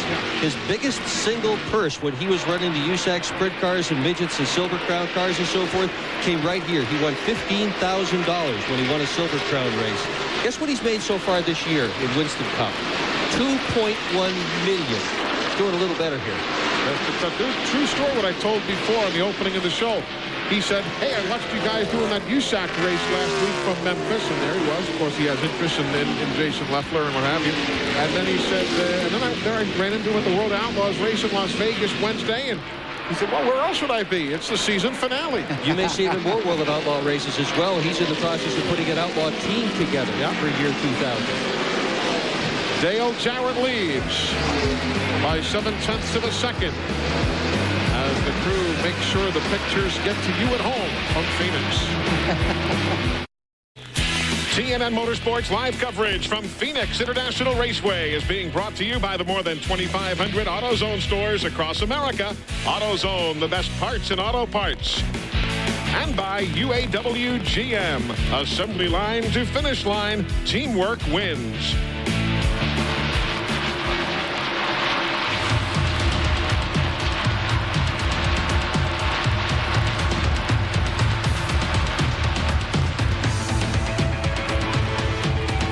Back live here at Phoenix International Raceway. Dale Jarrett shows the way by 0.6 of a second on John Andretti. Tony Stewart is only 1.6 seconds behind.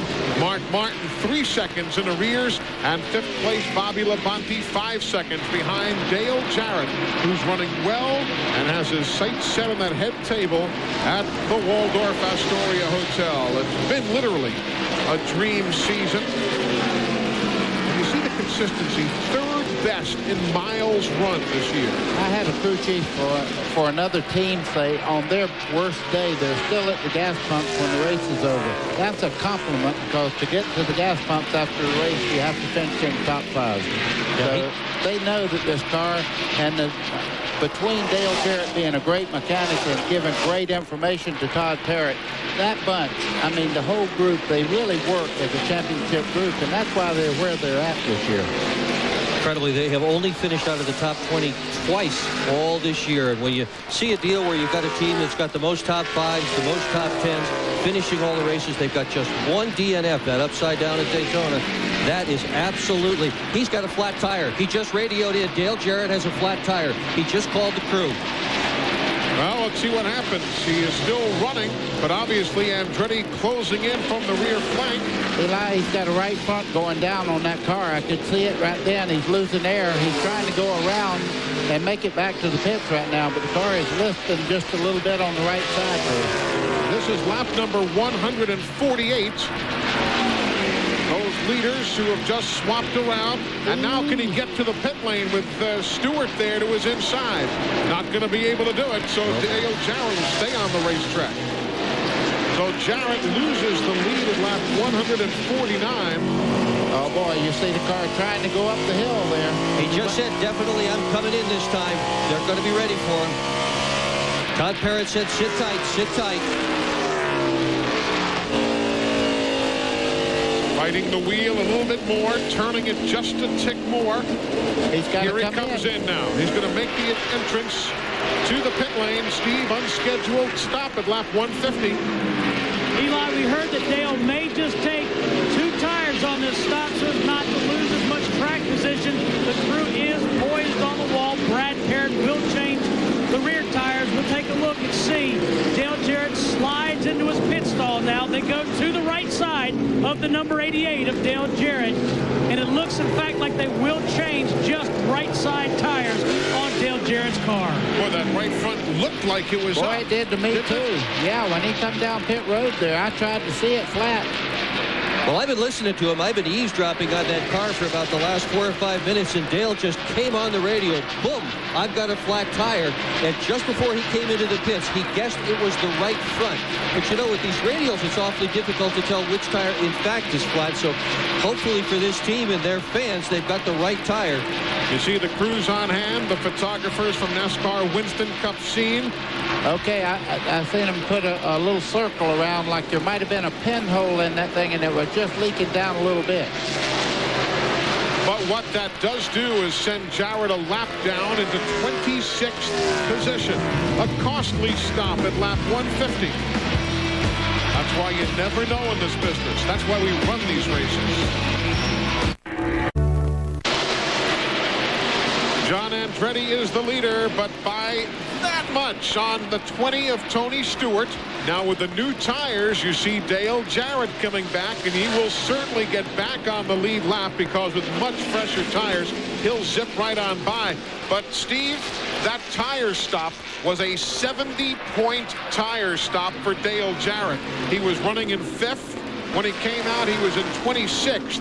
There's a 70-point differential between those 2 positions. Yeah, Eli, big story down here. I can feel the air coming out of this cut. Now, Brad Parrott, who's one of the tire specialists, took this pop top off a soda can and put it right in the slit. Now, he said somebody off another team saw Dale Jarrett run over a beer can on the front stretch. So, again, he put this in here, and it sure does match. Wow, that's tough, I'm telling you. Interesting. We have a new leader, by the way, Tony Stewart, and this might be ugly because that car is working so well. I look for him to pull away. But you see that when Eli was talking about new tires and what it does, that means that the tire itself is cooler. It gets better traction on the racetrack, and he's moving away from a guy that has a great race car now. In about 10 laps, they'll equalize out because he'll get his tires to the temperature that Tony Stewart has on his car right now. Tony has led more laps than any driver in the second half of the season. 818 of them before today. Time now, though, for our AutoZone Tech Fact, brought to you by the more than 2,500 AutoZone stores across America. AutoZone, the best parts in auto parts. Here's Glenn. Well, thanks, Eli. Tires are indeed the story here. You know, I told you a while ago we got a brief glimpse of Jeffrey Bodine when I said it knocked the valve stem out of that tire. Let's take a look at this right here. Phoenix is one of the few racetracks on the circuit that they do not run the inner liner. So this is the valve for the outer liner normally when they have both. But since they don't run the inner liner and outer liner here, they only use one valve stem. So they use the one for the inner liner normally, so it's harder to knock off. The contact between Jeffrey Bodine and Rusty Wallace was so great that it actually clipped this little nut that seals that hole off where the valve stem, where the outer liner normally is. So that's one reason, or that is the reason that Jeffrey Bodine's tire went flat. It clipped that little seal off right there. And also when we saw Dale Jarrett have his problem going into 1, you saw how it ran up the racetrack. There was no inner liner. There was no inner liner in there to help hold that car up. That is the AutoZone Tech Fact. As you see, Tony Stewart putting another lap on Robert Presley, and that is a fact. Nobody able to keep up with Tony Stewart right now. 124.6 miles an hour, his speed on the last lap. Next closest, 124.3 for Mark Martin. So Tony's pulling away. Just joining us, only one caution. It was at lap 120 when Brett Bodine just went up the limited banking and nudged the wall. Nothing significant in the fact that Brett was able to continue after a pit stop. Otherwise, only one of the cars been in the garage. Derek Cope had some problems. They fixed it after 29 laps behind the wall, and he is back out on the racetrack. You know, after all the racing Tony Stewart has done here, after all the success, 2 wins in midgets, 2nd in the super modified, 2nd in the IRL car, winning the Silver Crown car, I asked him which of all the races he has enjoyed the most, which of all the cars. And he said the Silver Crown. I asked him why. He said, because I always qualify lousy, and I get to watch the race this way. The lead comes to me. He gets to watch the whole thing play out. It's the best seat in the house. Well, he's having a great seat in the house today because there's so many cars on this racetrack. He is constantly passing other people. Eli, this battle right now is really tightening up as you see Mark Martin all over the back of Andretti as they come off the corner. I think Andretti's car has a little bit of a handling problem. Now Mark dropped back just a little bit coming off the corner. That is for 2nd and 3rd and 4th. Andretti, Mark Martin, Jeff Burton.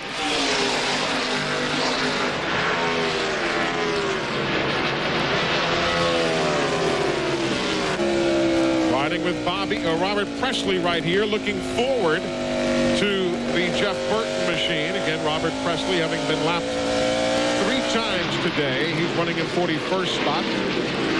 You know, riding with Robert Presley, like to say hi to his dad, Bob, long-time racer. Dad is back home struggling with both blood and bone cancer. He's had 6 chemos since Vegas, doing better. I'd like to hear that. Love to see you back at the races soon, Robert. Talk about a great short track. He was good. Tenacious and tough. When that red number 4 showed up, he meant business. And I'll tell you what, many people have wished that they could run short tracks like this guy could. That must have been a great feeling driving through the gate. You've done it at the big tracks, buddy, when you pulled through Daytona or Talladega, and folks would point and say, that's the guy to beat. That's what it was like for Bob Presley, too. It ain't bad, I can tell you that. This Second guy right place here. right there. Swap it around for Mark Martin. He's up to 2nd ahead of Andretti and Jeff Burton. Jeff Burton will just turn right under Andretti. Right now, Andretti's car is not getting the grip that he was getting earlier on. If he does another lap or so, you'd think before Burton makes the pass off the corner, Jeff's still getting a good grip off the turn right there. Same thing at the other end of the speedway. Well, what he has now is a great run down the back straightaway. This is that little turn in the back straightaway that I was talking about. You see Andretti just roll out the throttle, but Bobby Labonte's now closing in. When things go bad on the race car, you don't have time to relax and get yourself back under control. Everybody's trying to pick on him right now because he's not handling well. Crowd they have here today, Eli. It's unbelievable. They've added new seats and they are full to capacity. The leader is Tony Stewart, car number 20. Johnny Benson alongside of him, running in 38th position.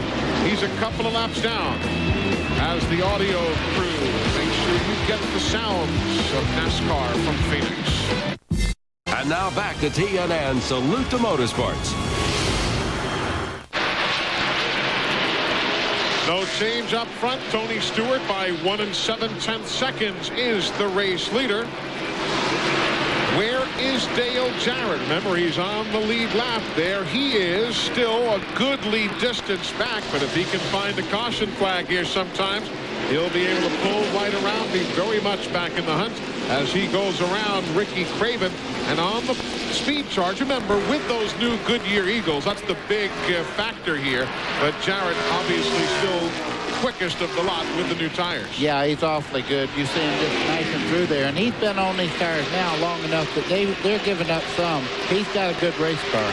He's also been here before. Remember Martinsville a few weeks ago. He had a flat tire, lost a couple of laps, managed to make it back up again, wound up finishing the race in 10th spot. These guys don't quit. Don't give up on Dale Jarrett yet. He is on the lead lap right now. Wouldn't take much for him to get right back in the thick of it for the win. Now again, from Dale back to the leader, there is number 20, Tony Stewart, putting a lap on Rusty Wallace, number 26 position. He's in car number 2. Well, Rusty's having a real problem right now. Glenn Jarrett just told us over on the last break that Rusty knocked the toe end out on that car, and he's really fighting it to keep it under control right now. The car is not up to full throttle. Let's go to Glenn for a quick update. Yeah, buddy, just to carry that a little further, I just talked to Robin Pemberton, Rusty's crew chief, and he said that it knocked both the right front and the left front in on the car.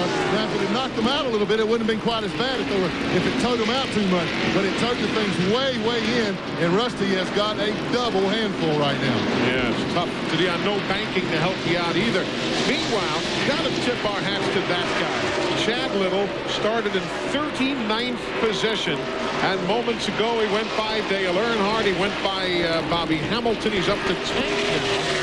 Hasn't finished better than 19th at this racetrack, and that was way back in 1988. So Chad Little en route right now to his very best Phoenix performance. Let me tell you something. Make no mistake about it. This kid can drive a race car. I watched him when he was running Busch Grand National when he and Mark Ripien had that race car. They won everything. He won a lot of races, and I tell you, he knows what he's doing out there. This team is getting stronger and stronger every week. It would be his 4th top 10 finish in 1999 for the John Deere team. If Chad can stay where he is or improve, he's running in 10th, but certainly deserving of a nice call here today. He finds himself 13 seconds behind the race leader, but nevertheless in the top 10. Watch this, a lap ago. Johnny Benson and Dave Marcus. Let's take you back about a half minute. Ow! Old age and treachery. Wow. Well, that was almost a wham, Yow. Well, he probably got nudged. I know Dave Marcus, and he wouldn't do that without a nudge before that.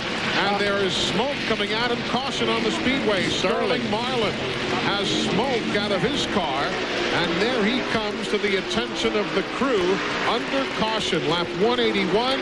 The sound you hear in the background is Dale Jarrett yelling thank you, because he now comes all the way around. He's back in the hunt again as we're under caution for Sterling Marlin's problems at lap number 181. Boy, Rusty almost got his lap back. He got right up to the back of the 20 car there, but it couldn't quite make it by to get that lap back. So only the second caution flag of the afternoon, and it has gotten Dale Jarrett very much back into the mix. So Tony Stewart is the race leader. The leaders had stopped at lap 122, so we are 60 laps into the run. So obviously everybody's going to come in. Yeah, this is feeding time at the zoo here. You got to have the tires, you got to have the fuel. You also have to make the adjustments because the racetrack consistently changes. Ralph, here comes Tony. 4,400 RPMs in second gear, Eli. Now, he's been talking about the car needs to roll a little bit better to the center of the corner. They've been really trying to get him, as Greg Zipadelli, the crew chief, says, float the car into the corner. And he wants to really clean the windshield good. He was having a little trouble seeing. They're going to make a slight air pressure adjustment, and that's all they're planning on doing to this number 20. They can just get it to roll through the center of the corner a little bit better, Steve Burns. This 20, they say, could potentially be a winner. And same thing for Mark Martin, who just took 4 tires, 16.5-second pit stop. Also an air pressure adjustment on the 6th one, Jared. Bobby Labonte was just in the 18 Interstate Batteries Pontiac. He also took 4 tires, and they also made a chassis adjustment on his car. The car has been tight since the race started, so they're still trying to free it up a little in the center of the corner. Well, Tony Stewart's bunch did the job for him. He was first off the pit lane of those who have made their stops. So the Home Depot bunch makes sure that their guy stays in front while Richard Petty's driver, John Andretti, comes out in 5th. Back in a moment. We are back in time for the field to get the 1-to-go signal. We're 1 mile away from the restart. Glenn, what's the deal with Rusty Wallace? He's back in. Well, Eli came back in. They're stringing the car. You can see the string along the right, the left front there. You see Billy Wilburn up under there. He is adjusting. He is towing that front tire, the left front tire, back out. They put it on the right side already, and this is the second time in for Rusty, but that's what they have to do. They run the screw out on the tie rod end to make that tire tow out more to get it back into its original position so Rusty can have some kind of feel for what the car is trying to do. Meanwhile, as we get set to go back to green, we'll update you that Mike Skinner is coming down the pit lane again. He has had problems abiding by the pit road speed limit, and there he is coming in for another stop and go. And this time while he's in, Larry McReynolds, the crew chief, says might as well top it off and take care of some more sheet metal problems. Billy Wilburn that you were watching working on Rusty Wallace's car is a racer himself and a real good one. He's won 7 sprint car races this year. Beautiful view around this Phoenix International Raceway. Off in the distance there, that's the Gila Indian Reservation.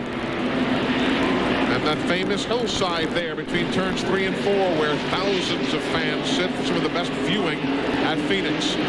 Going green. Lap 188 of 312.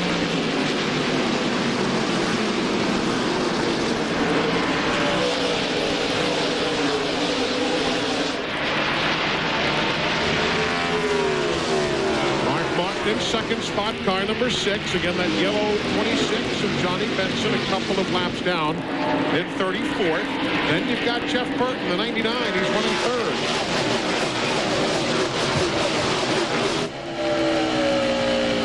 We're riding with Jeff. Remember, he likes that high side of what limited banking we have here in Phoenix.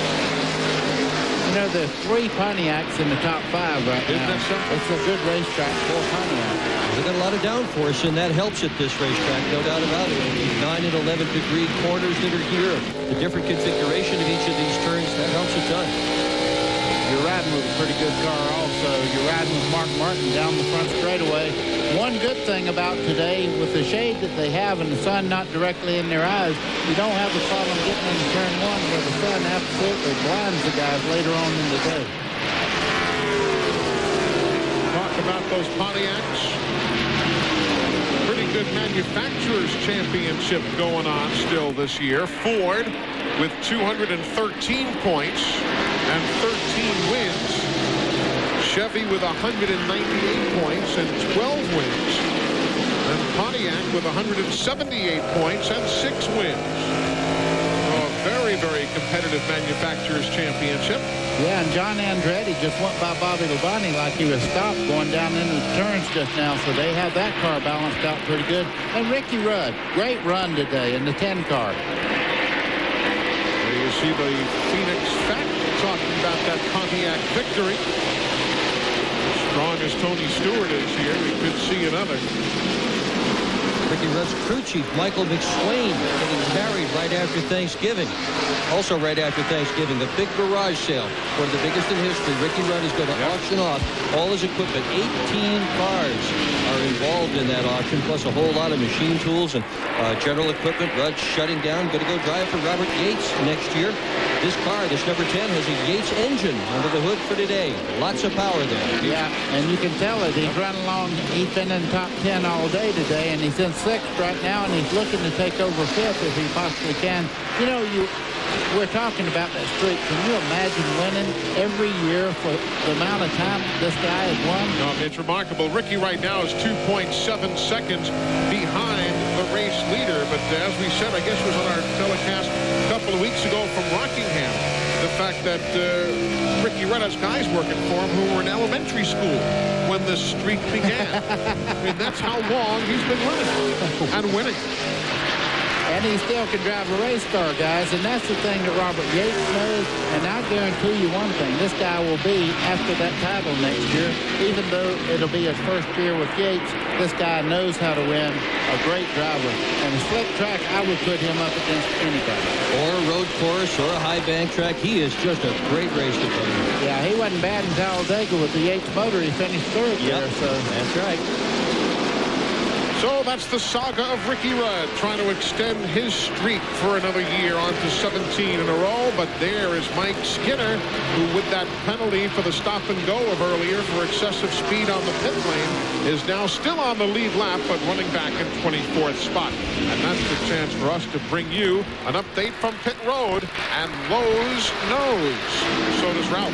Well, Eli, Larry McReynolds probably knows more than I do about how this 31 is running. Larry, how is this car running today? Well, I don't know. We've kind of struggled here all weekend. We got a decent qualifying run in on Friday, and we just keep making major wholesale adjustments on the car. We knocked the right front fender in a while ago, and that's the reason we come back in trying to patch that hole. But I don't know. We're missing something here at Phoenix, and it seems like we're missing it kind of with both cars. And maybe if one of us can figure it out, we can fix it for the next trip here. Don't forget, Eli, Mike Skinner won here in the first ever NASCAR Craftsman Truck Series race. That's what's happening in the pit area of the Lowe's team. Skinner right now in 24th, as you mentioned, a lap down. Meanwhile, Sterling Marlin brought out that second caution flag of the day back on lap 181. I believe Steve Burns has caught up with him. Eli, I saw Sterling's number 40 trailing smoke. Sterling, you came in here 15th in points. What put you out here today? It was a piece of metal laying on the track, and about to start finish line, and somebody run over and kicked it up. I went over it and it knocked the line off the rear end and burnt the rear end up. So, hey, Coors Light team, and we'll be back next week and try to get them there. Can you get back in the race today, Sterling? Yeah, we're going to put another gear in it and get back out. So Sterling will be back to run again today.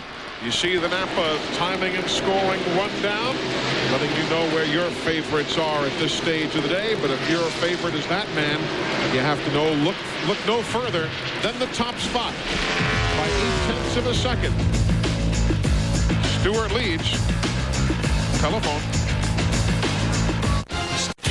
Today's NASCAR Winston Cup event from Phoenix on TNN Motorsports is being brought to you by Napa Auto Parts. Napa, we keep America running. And by the Home Depot, the official home improvement warehouse of NASCAR. They got the roasted corn going down there in the area out behind the main grandstands. And that man's got his car going in front of the main grandstands. Tony Stewart, you've got a Pontiac leading a Ford. Then there's another Ford, followed by another Pontiac in fourth. A Ford in fifth, a Pontiac in sixth. And finally, Wally Dallenbach.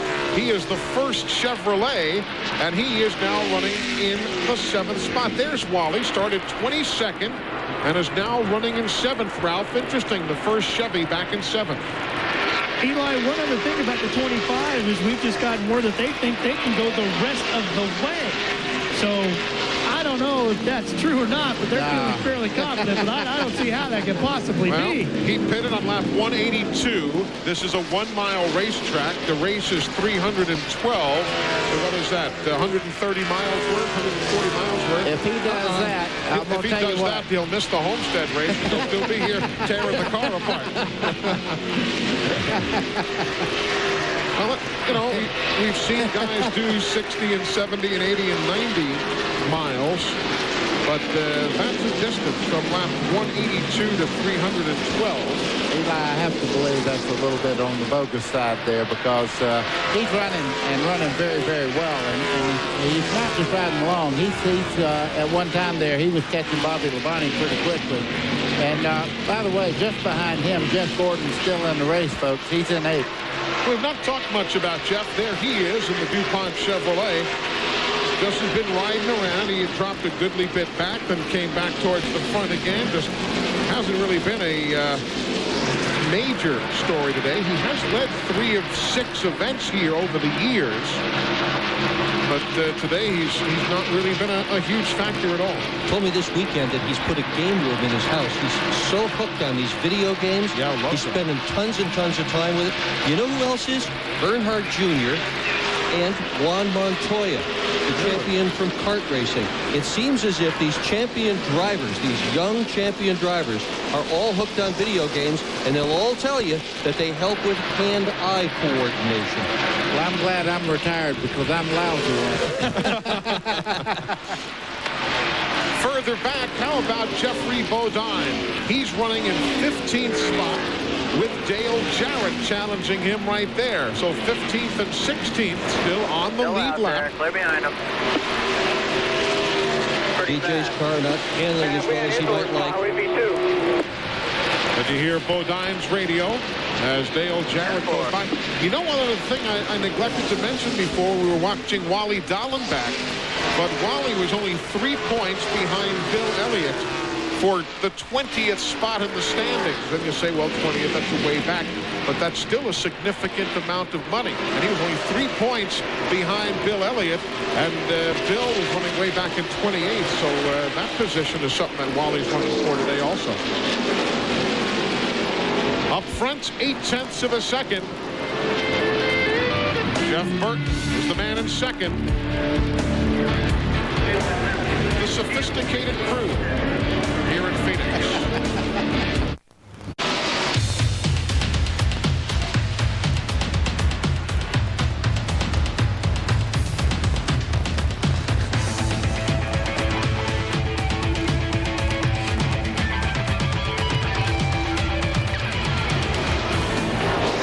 back, everybody, as you look back on some of the pit stops. But Tony Stewart is the man still showing the way. There goes 8th place.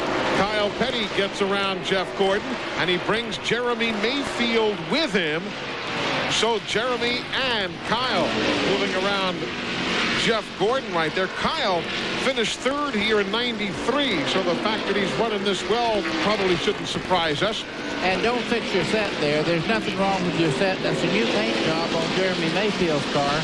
It's black and silver, as you can well see there. Right. And just behind them, the man in black himself has moved into the fight here, Dale Earnhardt.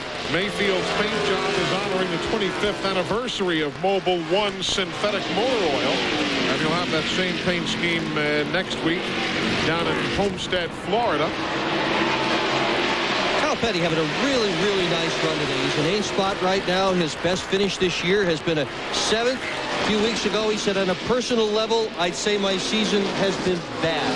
But the real reason he's been working so hard trying to find sponsorship for the number 43, the number 44, and also for his son Busch Series team. So he's had to take a lot of time away from the garage, a lot of time away from worrying about springs and shocks and gears and all that stuff. That stuff's over now. He's got the sponsorships nailed down. He's focused on his race car, doing a great job and having a fine run here this afternoon. Well, he better get on the wheel because he's got company. Jeremy Mayfield moves right in on the quarter panel there. These guys are going at it, and you see Earnhardt. He's also right there. And then behind Earnhardt a couple of spots, you've got Jarrett up to 13th. Well, things are starting to heat up again as you see Jarrett. Remember, went a lap down, had that unscheduled stop, got his lap back, and now he's back up to 13th spot. He was the beneficiary of that caution flag when Sterling had problems back at lap 181. Eli, that's the benefit of having a great race car, is to be able to unlap yourself and wait on that caution to come out. If it was a mediocre car, he wouldn't be in the lead lap right now. Closer to the front, Andretti in 4th, Ricky Rudd in 5th. Ricky's getting great grip out of the corner. Watch this 10 go down the back straightaway here. Of course, Yates' motors don't hurt. No. Look at the poke he's got coming out of the corner. Wow. I'll tell you what, it's going to be fun watching Ricky Rudd drive for Robert Yates next year. They aren't even together fully as a team yet. These guys have clicked. And you know, that's been one of the things you talk to a lot of folks, see people in the airport, whatever, and they say, well, I'm a such and such fan, but I'd love to see Ricky Rudd keep that streak going. That seems to be a prevailing thought as he moves up now into the 4th spot. And if the sun can stay out, and you see the distance, you see some broken clouds now, that's all. If the sun can stay out and this track heats up, that's tailor-made for Ricky. And the other thing about Ricky Rudd, you've never heard anyone say he started a problem on the racetrack. He took care of a few. Yes, he has. He don't take a lot of stuff, but I will tell you this. As far as being a nice guy, everybody admires this guy because he does take up for himself, but he never starts trouble. Meanwhile, Wally Dallenbach now in 7th spot in the Budweiser Chevy. Ralph, what's the latest there? You know, Eli, sometimes when you hear stuff, you just, even though you report it because that's what they're telling you, you just can't believe it's true. So we went back and double-checked with Tony Furr, and I said, Tony, you really think you can go all the way? He kind of snickered a little bit. He said, well, yeah, I can go all the way if I get one more stop in. Hey, gets one more tank of fuel, he'd go all the way to Albuquerque. I mean, it's, yeah, they'll have to make one more stop. 130 miles is what they were looking at doing without the benefit of another pit stop, and that is well outside the window of opportunity. 88 laps to go. The leader about to put a lap on Kenny Irwin. He is the 24th place runner in car number 28, and down he will go for a lap. All right. Getting another look at the crew that brings you racing on TNN. TNN Motorsports live coverage of the Checker Auto Parts Dura Lube 500 is being brought to you by Brewery Fresh Budweiser, official beer of NASCAR. Hey, race fans, this Bud's for you. Wrenchhead.com is the ultimate online automotive superstore, the only site you need for all of your automotive repair, maintenance, and performance parts. Why not visit them today at www.wrenchhead.com. Don't do it. No, I called you wrench head last time. As great as this guy is running Tony Stewart, there's a guy just behind him back there, Mark Martin, who has turned it up a notch too. He's running in second, and his lap times are right there with Stewart. He dropped back a little bit, got by Burton. Now he really has turned it up another notch. This guy is still in this race by. I would never count out Mark Martin as long as the wheels turning. Do you think people really appreciate, as you see some of the numbers, Kyle the quickest now? Buddy, you talk to folks around your home in the Carolinas, and Dick, you up in Massachusetts. I speak to a lot of folks in Alabama where I live.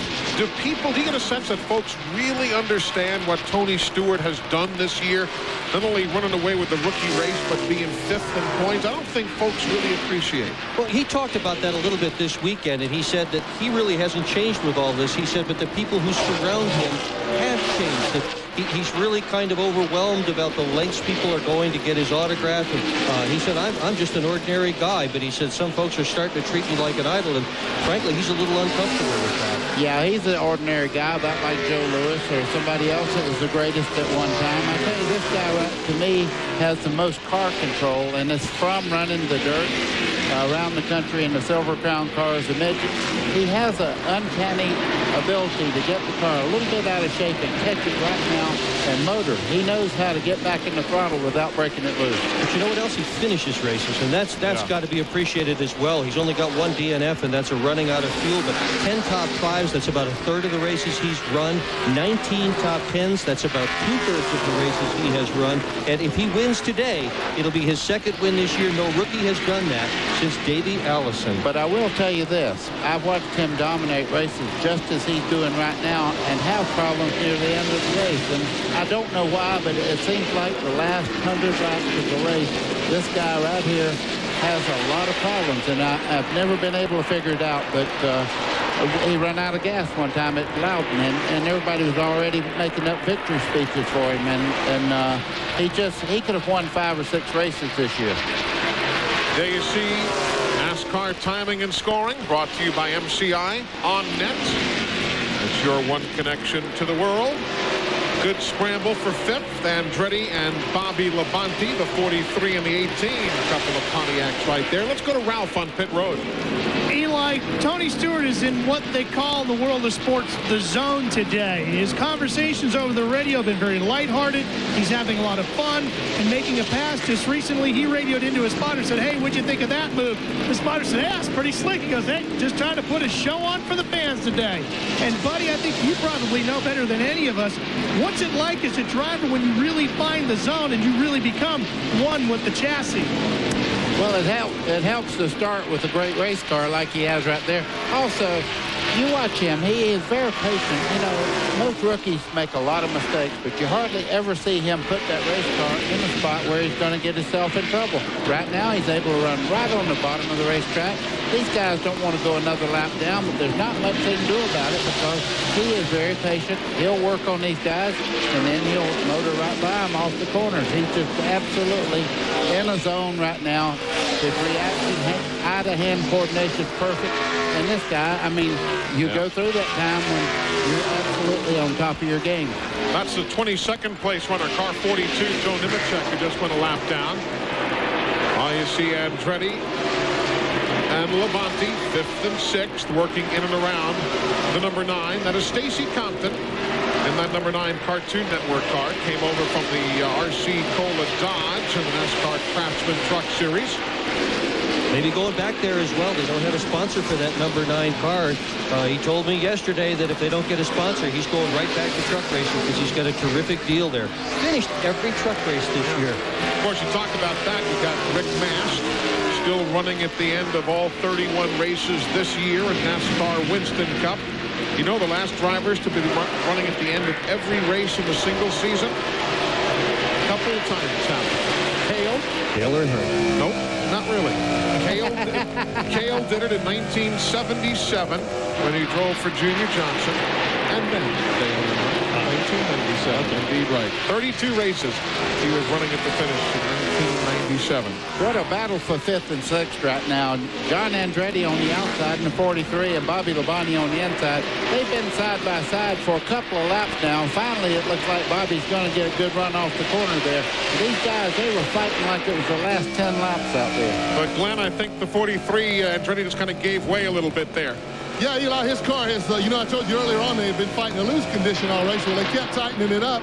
And now, guess what? Uh-oh. Yeah, they got it too tight. So, dreaded push. He's fighting a little bit of a push. So, I don't know, buddy, which is worse, loose or push? Well, I will tell you, when you're loose, you can get back in the throttle a little bit. When you're pushing, you have to back off. So I would take a little bit of loose condition over a pushing condition anytime. Good explanation from Buddy Baker, a Hall of Famer. The lead is still Tony Stewart's in car 20.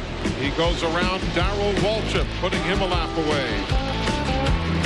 As the video guys bring you the pictures from Phoenix. Won't find any two finer guys and bigger fans of NASCAR racing. Brooks and Dunn. Or better music. Man, I love them, I tell you. They are super. There's Tony Stewart.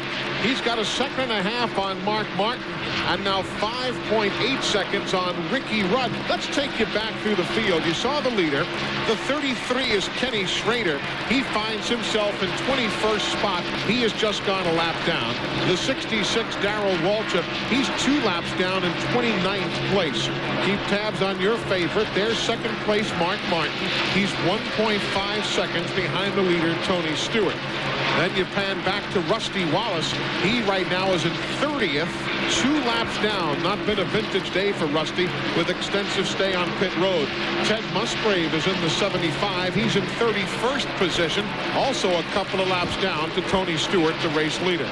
Then you come to the 31 car, Mike Skinner. He's running in 22nd, 1 lap down. And the 42 of Joe Nemechek, he's in 23rd, a lap down. So Skinner and Nemechek battling for position. Ricky Craven is number 50. He's in 32nd spot, 2 laps down to our leader, Tony Stewart. Then Ricky Rudd. Ricky is 5.5 seconds behind Tony Stewart as he works in 3rd place right now. Then the 99, Jeff Burton. He is on the lead lap in 4th, 7 seconds behind the leader. And Brett Bodine regretfully dead last right now. He's some 60 laps down in 43rd. Then they span out just a little bit. You find Bobby Labonte in the green, number 18. He is running in 5th spot, 7 seconds back. The 28, Kenny Irwin, he's in 24th spot. He is 2 laps down to the race leader. The 43, John Andretti, he's in 6th. He's 10 seconds back of Tony Stewart. Then the 36, Jerry Nadeau, he's next in your screen. Nadeau in 37th spot. He is 4 laps down. And then the 25, Wally Dallenbach. We told you he's on the lead lap now at 11 seconds back. Kyle Petty is in 8th place. He's 12 seconds back of the race leader. Then you find the 7 of Michael Waltrip, who went down a couple of laps early. He's 3 laps down now in 35th position in the Phillips car. Number 12, that's Jeremy Mayfield with his new paint scheme that we talked about earlier. He's in 9th on the lead lap, 13 seconds back. And then Sterling Marlin, who's in 41st place. Sterling is some 41 laps back after extensive stay in the garage earlier. That's Sterling Marlin. Bill Elliott is in the 94. The 88 is Dale Jarrett. Elliott is now 2 laps down in 32nd, while Jarrett is on the lead lap in 10th. He is 15 seconds behind. Rick Mast is in the number 98 car. He's in 35th, 3 laps down in the Woody Woodpecker entry. Then Stacy Compton, there you see him in the Cartoon Network car. He is 5 laps down in 38th place. The 77 is Robert Presley. He also 5 laps down. He's running in 39th. So Nadeau, Compton, Presley all battling for position on the racetrack.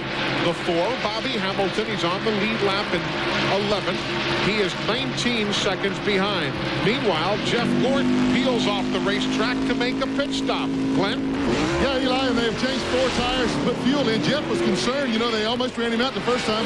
He was concerned about running out again. He's down and way down. But he had only run about 70 laps. They put 4 tires on it, fueled him up, and made a major track bar adjustment. His car just hasn't worked at all since the first pit stop. So there you see Jeff Gordon taking you back through some of the others on the field. You saw the 4, Bobby Hamilton. He's in 11th. There's the 3 of Dale Earnhardt. He's running in 12th. He is 14 seconds back of Tony Stewart, still on the lead lap. Then as the field waits for Johnny Benson to come by, he's in 32nd, car number 26. Benson is 3 laps down in 32nd spot. You saw Ricky Craven before, still out there circulating. And you see also the 30. That is right now in the 22nd spot. 97. That's Chad Little running in the 13th position. He too on the lead lap. And the 16, Kevin LePage. He's in 23rd, 2 laps down. Others on the racetrack, you saw Jerry Nadeau a few moments ago. There's 71, Dave Marcus. He's in 38th. Dave is 4 laps down at this stage of the day in the Realtree Chevrolet. Jeffrey Bodine in the number 60 is running in 14th spot. He is some 17 seconds back. And right behind him, Steve Park in the number 1 Pennzoil machine. He is in 15th spot. And the last car we have yet to see, there is Elliott Sadler in 24th spot. He is running 2 laps down. So that's where everybody's doing. Pit stops are taking place for some, but not for that man, Tony Stewart. He has Jimmy Spencer behind him as the graphics crew enjoys graphics with lunch. There is Tony Stewart, still the race leader, but it was not without its scary moments as you see him fighting the steering wheel. Watch what happened on a routine lap. Tony Stewart goes down in the corner. You can see the back going out on the car. Very close to spinning that car out going down in the corner. Right now he has a great race car, and you get a little complacent when everything's working very, very well. Finally gets by Elliott Sadler there, but he was not going to go up there and just go right by him. He's having to work to get around the racetrack right now. So Tony Stewart continues as the leader. Dale Earnhardt is in. Ralph in 11th spot. 4 tires and fuel, and they pull the front fender out a little bit, Eli, as they make some adjustments with a 17.6 second stop. They're still trying to get that 3-car handling properly. The hood was just up on Jeremy Mayfield. You saw him take his helmet off there, I believe. Yep, you see it being hung up. The day is done for the Mobil 1 team. Oh, heartbreaker right there. Here comes Mike Skinner. He's running in 12th spot right now. Lap number 264. Bobby Hamilton is also in. These are routine stops, and no one will have any problem going from here to the finish. We're at lap 264 of 312, so it's an easy run on a fuel fill from here. Look at that chassis adjustment. Elliott Sadler is also in the pits. This is Bobby Hamilton in the pits. You see him changing the left sides right now. Already changed right. So he makes his stop and returns to the wars. They're pushing Mayfield's car to the garage. Here comes Bobby Labonte now off the racetrack. There's the Interstate Batteries machine, lap 266. He'll make his stop, and Ralph, Bobby's 7th as he peels off the track. Eli, they're all set and ready to go with Bobby Labonte's crew up on the wall, all set to go. They count him in, 3, 2, 1, stop on the sign, they say, and around to the right side goes the crew as they go to work on the 18 machine. No, 1 chassis change to the right rear. They'll work on the left side now and send Bobby Labonte back out. So just some minor adjustments to the chassis setup to get this car to work a little bit better, and away they go, Glenn. All right, we're here with Ricky Rudd. We've moved up here. Michael McSwain has brought him in. He was waiting until Bobby Labonte pitted. When he did, he told Ricky to come on in. They talked about 2 tires and 4 tires, but it looks like they're going to do 4. Yes, indeed. They're around to the left side now. That was a little too long to try to stretch it. A little bit of trouble on the right side. This is going to be a little bit of a costly pit stop. Rudd is down in the way. 21.2 seconds, Ralph. Here's Tony Stewart about to come in now, Glenn, as they count him in as well. Tony said they could free this car up just a little bit, but not much. So they talked about making some different adjustments to the car. Doesn't look like they had at one point talked about making a track bar adjustment. Doesn't look like they're going to do that. Maybe just a slight air pressure adjustment, and that will be it. 20 car, Steve, 17.0. Ralph, Dale Jarrett is in. He's been complaining of being a little bit tight on this last set of tires. Right side tires are already on. Left side tires are on. Good spot for Dale Jarrett. 16.1 seconds. Mark Martin's in right behind him. They're making a chassis adjustment to the right rear of the number 6 Ford Taurus of Mark Martin. Right side tires are on. Gasoline goes in. And left side tires as well for Mark Martin. The leader is John Andretti, but here he comes off the racetrack now. There's Andretti, who takes the lead at lap 269, but he will come into pit at lap 270. All of this under green, as has been the story today. Only 2 very brief caution periods. Back to Ralph. Just waiting for John Andretti to bring the 43 in. He comes around the corner, dives into his pit stall, and the crew goes to work on it. He revs the engine. Tire changes to the right side. Looks like maybe just a 2-tire stop and 1 can of gas. A 9.6 second stop, Eli. Just right side tires and 1 can of gas. And they told him to take it easy on those right side tires now. So the King and Robbie Loomis said, let's do it. Let's go for the win. Roll the dice and see what happens. So everything's cycling around now. The only man who has not yet pitted is Jimmy Spencer, and he will take over the lead at lap 271. So Jimmy Spencer takes over the lead at lap 271. And that's only the 5th time this year that Jimmy has led.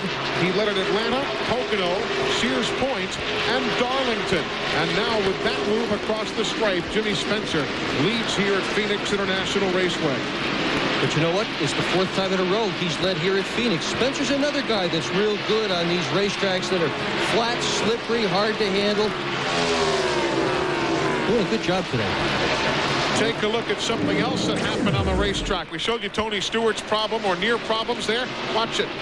Oh, he man. and he and Chad Little. Yeah, he don't need to be bending that sheet metal up. I tell you, that will, you can knock a fender in like that and it'd rub a tire, and he would lose that great race car. He don't need to be bumping these other cars. So Jimmy Spencer shows the way as we continue at Phoenix.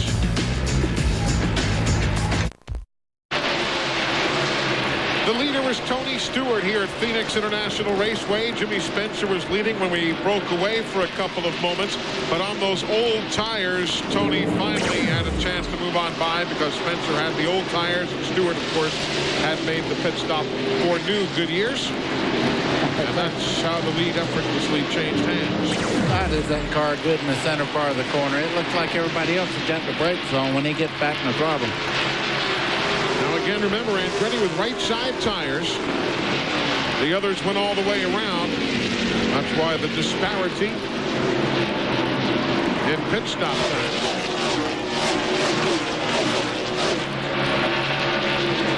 If you're curious right now, Dale Jarrett is in 8th. Bobby Labonte is in 6th. So we only have about an 8-point swing right now as you see Spencer in to make his stop. Jimmy coming off the racetrack. Let's go to the pits. Yeah, Eli, Jimmy is only going to take 2 tires, right side tires, and the only reason they're doing that, it takes about the same amount of time to put the right side tires on as it does to put a can of fuel in. He is down and away in 10.1 seconds. Pretty good pit stop, but he's still going to lose a lot of track position. It'll definitely move him out of the top 10.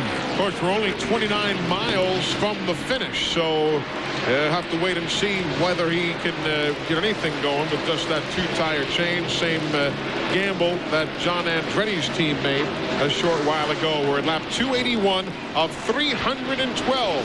The attrition rate has been slim. Only Derek Cope and Jeremy Mayfield are in the garage. We've had 2 very brief cautions, one at lap 120 when Brett Bodine tapped the wall, and one at lap 181 when Sterling Marlin had problems with a rear end gear. Meanwhile, Ralph Greg Zipadelli watching Tony Stewart just cruise, but he's also had some close calls. Is Zippy talking to Stewart on the radio? Well, that's what we want to find out, Eli. First of all, Greg, are you worried about the car after the contact with Chad Little? It seems to be running fine. That's just about our fastest lap right there. I think we're in pretty good shape. We can stay out of trouble here for another 28 laps. Maybe we'll get our second win here in Phoenix. Well, that's the second question. How tough is it to keep Tony calm today and out of trouble? Tony's done an absolute unbelievable job all weekend. He's adapted really well to this place.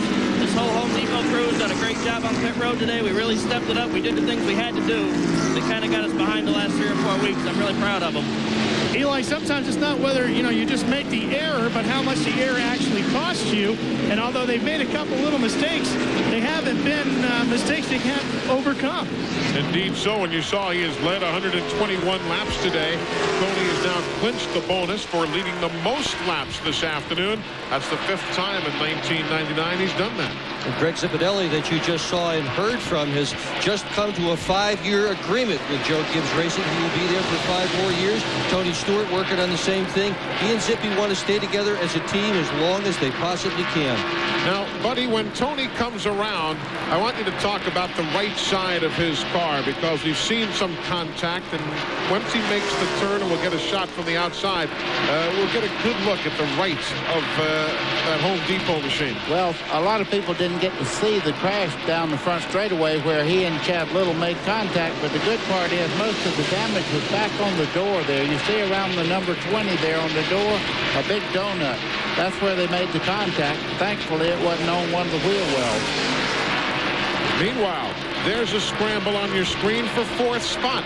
The 18, Bobby Labonte. The 43, John Andretti. That is for 4th place. They are 8 seconds now behind the leader. But at this stage of the season, every position means something.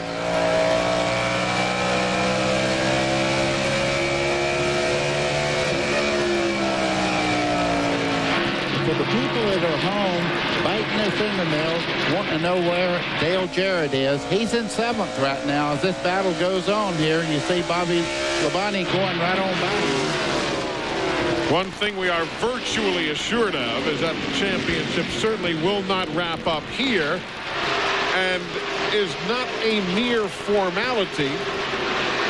Of course, points have never really been clinched here. Dale Earnhardt left Phoenix just needing to start the final race of the season back in 1991, but Dale may not quite have that liberty.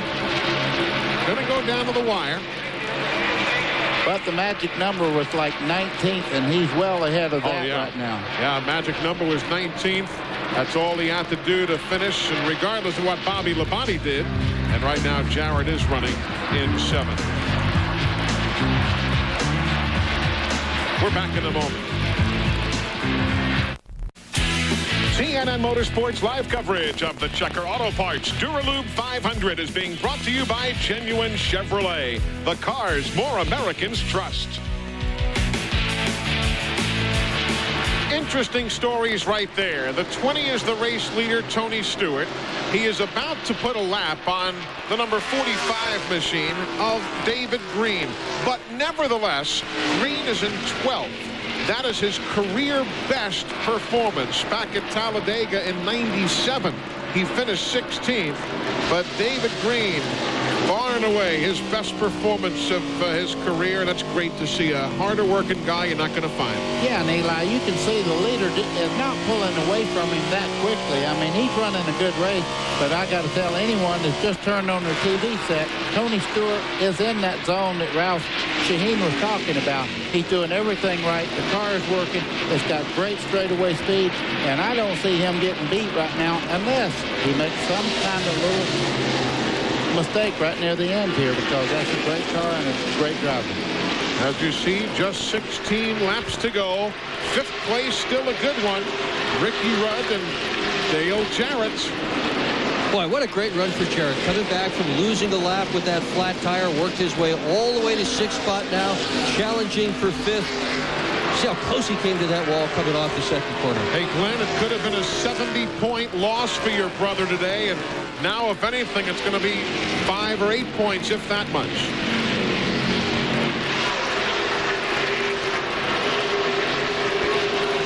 So that's what the Jarrett family is busy calculating.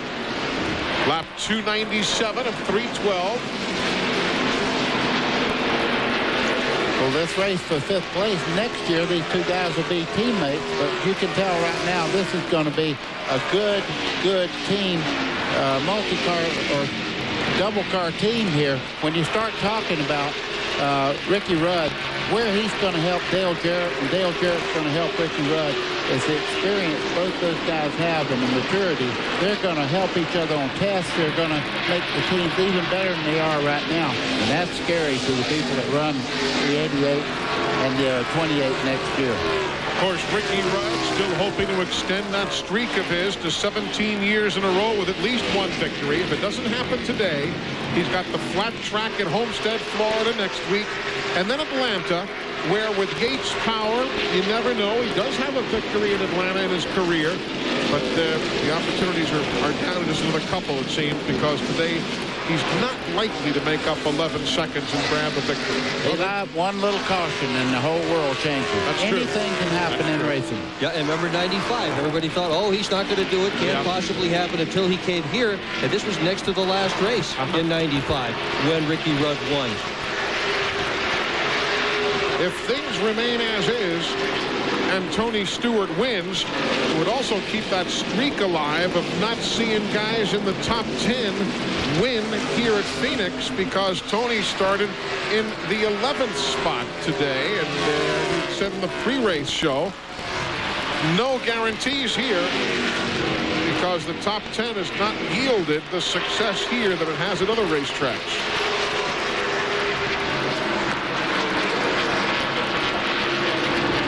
Looking back, there comes Kyle Petty right there in 8th place. Only had a couple of top 10s in 1998. And this would be his 8th top 10 for Kyle this year. Matter of fact, he picks up another spot. He matches best of the year. He's had about 3 7th place finishes, now running in 8th. You know, it seems, and you guys can share your observation too, it's, you know, as fun-loving and as loose and as oftentimes walking to the beat of his own drummer that Kyle is, it seems that in the last part of this season, he's gotten a whole lot more serious about the business of racing because of his son, because of his responsibilities at Petty Enterprises. He seems to be a more mature, more serious Kyle Petty. Let me tell you, going back to Petty Engineering wasn't the worst move that kid could make. Yeah. He's back under the influence of his father, Richard Petty, and anyone that knows anything about racing knows that family unity they have there, that makes these guys, that's what made Richard Petty what he was. With his brother building the motors, his father involved in the race team there. The Petty Enterprise is a very, very strong organization. And even though he's retired now, Dale Inman is still around. He'll slap Kyle upside the head if he doesn't pay attention. I mean, but it's a good, healthy feeling. Look at that move right there. As Burton and Labonte scramble for a spot, that'll be 3rd place up for grabs. Labonte knows he has to get up there. He's still in the points race, and every point he can get right now is very important. But passing Jeff Burton like he's doing right now, that's a power move, because Jeff Burton usually gets better near the end of the race. It looks to me like Jeff is having a problem, though, handling right now. A lot of fire coming out of the exhaust pipe of Jeff Burton's car. That's pretty typical. We see that a lot with the number 99, particularly late in the race. Not a problem. Jack Roush just pours the fuel to it to get as much power out of his engines as he can. All of this in the heat of the day here in Phoenix. Only 2:55 in the afternoon. 80 degrees plus outside. But with the intermittent cloud cover, the track has never really gotten unmanageable here today. Yeah, but the sun's popped back out again, and you know some of the cars that were a little more dominant have fun, and the racetrack gets hot and slick. Tony Stewart not being one of them, though. Yeah. Nothing is a affected him today. I mean, whether it's hot, whether it's cool, whether it's cloudy, whether it's sunshine. I mean, nothing has taken that Home Depot machine off its rail. And it kind of started that way when they unloaded that race car. They did their practice laps, took it in, made some changes, and went right back to where they were before they changed anything on the car. And that's the way they timed it. 5 laps to go, Ralph, and it's still 2.8 seconds in the lead. Eli, first Tony Stewart radioed in. They told him, Tony, just stay calm, stay calm. He said, babe, if I get any calmer, I'd be in a coma. then he pulled up behind the 28 of Kenny Irwin. You might remember those two had a little bit of a scuffle a few weeks back in Martinsville.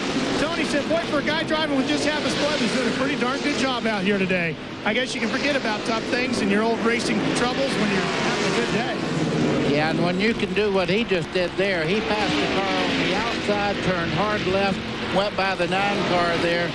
When you can do that, it's fun driving a race car. Right now, I guarantee you couldn't pay him the money that he would feel that being out there in that great race car today is absolutely, he'd drive it for nothing. You know what else, guys? Bill Sloboda over here just doing some ciphering, as we say. And looks like Ford will clinch the manufacturer's title. We've talked about it before. But right now, with a Pontiac leading and a Ford second, and then a Pontiac third, and a Ford, then fourth, and fifth, and sixth, and a Pontiac, you don't get to a Chevy until you drop way back to 9th spot. If nothing changes right there, Ford will clinch the manufacturer's title here today. And now we've got a couple of laps to go. Less than 2 miles remaining.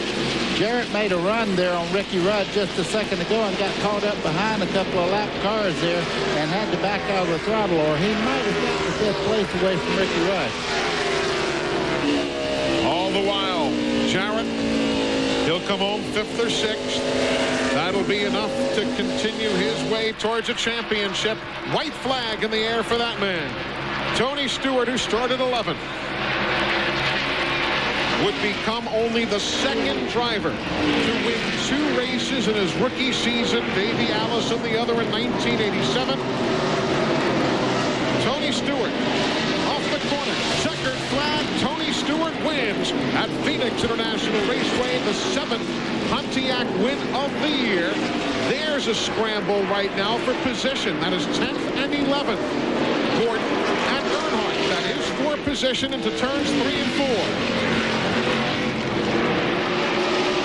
For 10th place, Gordon puts a slide job on him. Earnhardt turned down under him.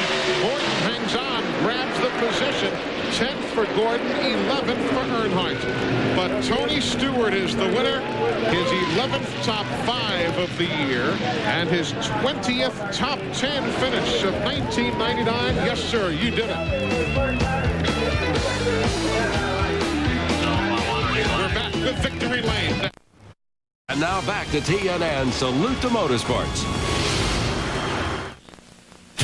TNN Motorsports live coverage of the Checker Auto Parts Dura Lube 500 has been brought to you by Haviland Formula 3 Motor Oil. Add more life to your car. By the Wide Track Grand Prix. By Pontiac. Wider is better.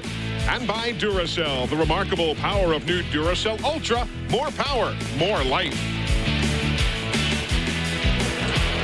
Back in Phoenix, not only has that man won for the 2nd time in his rookie season, he has unofficially moved into 4th place in NASCAR Winston Cup points. Let's go to Victory Lane. And Tony Stewart unbuckles all the seat belts and everything else. The helmet jumps up here for a little celebration. Going to destroy the top of the race car, but he didn't get me with the Gatorade. Congratulations, Tony Stewart. What a great race car and what a magnificent job you did in that great race car.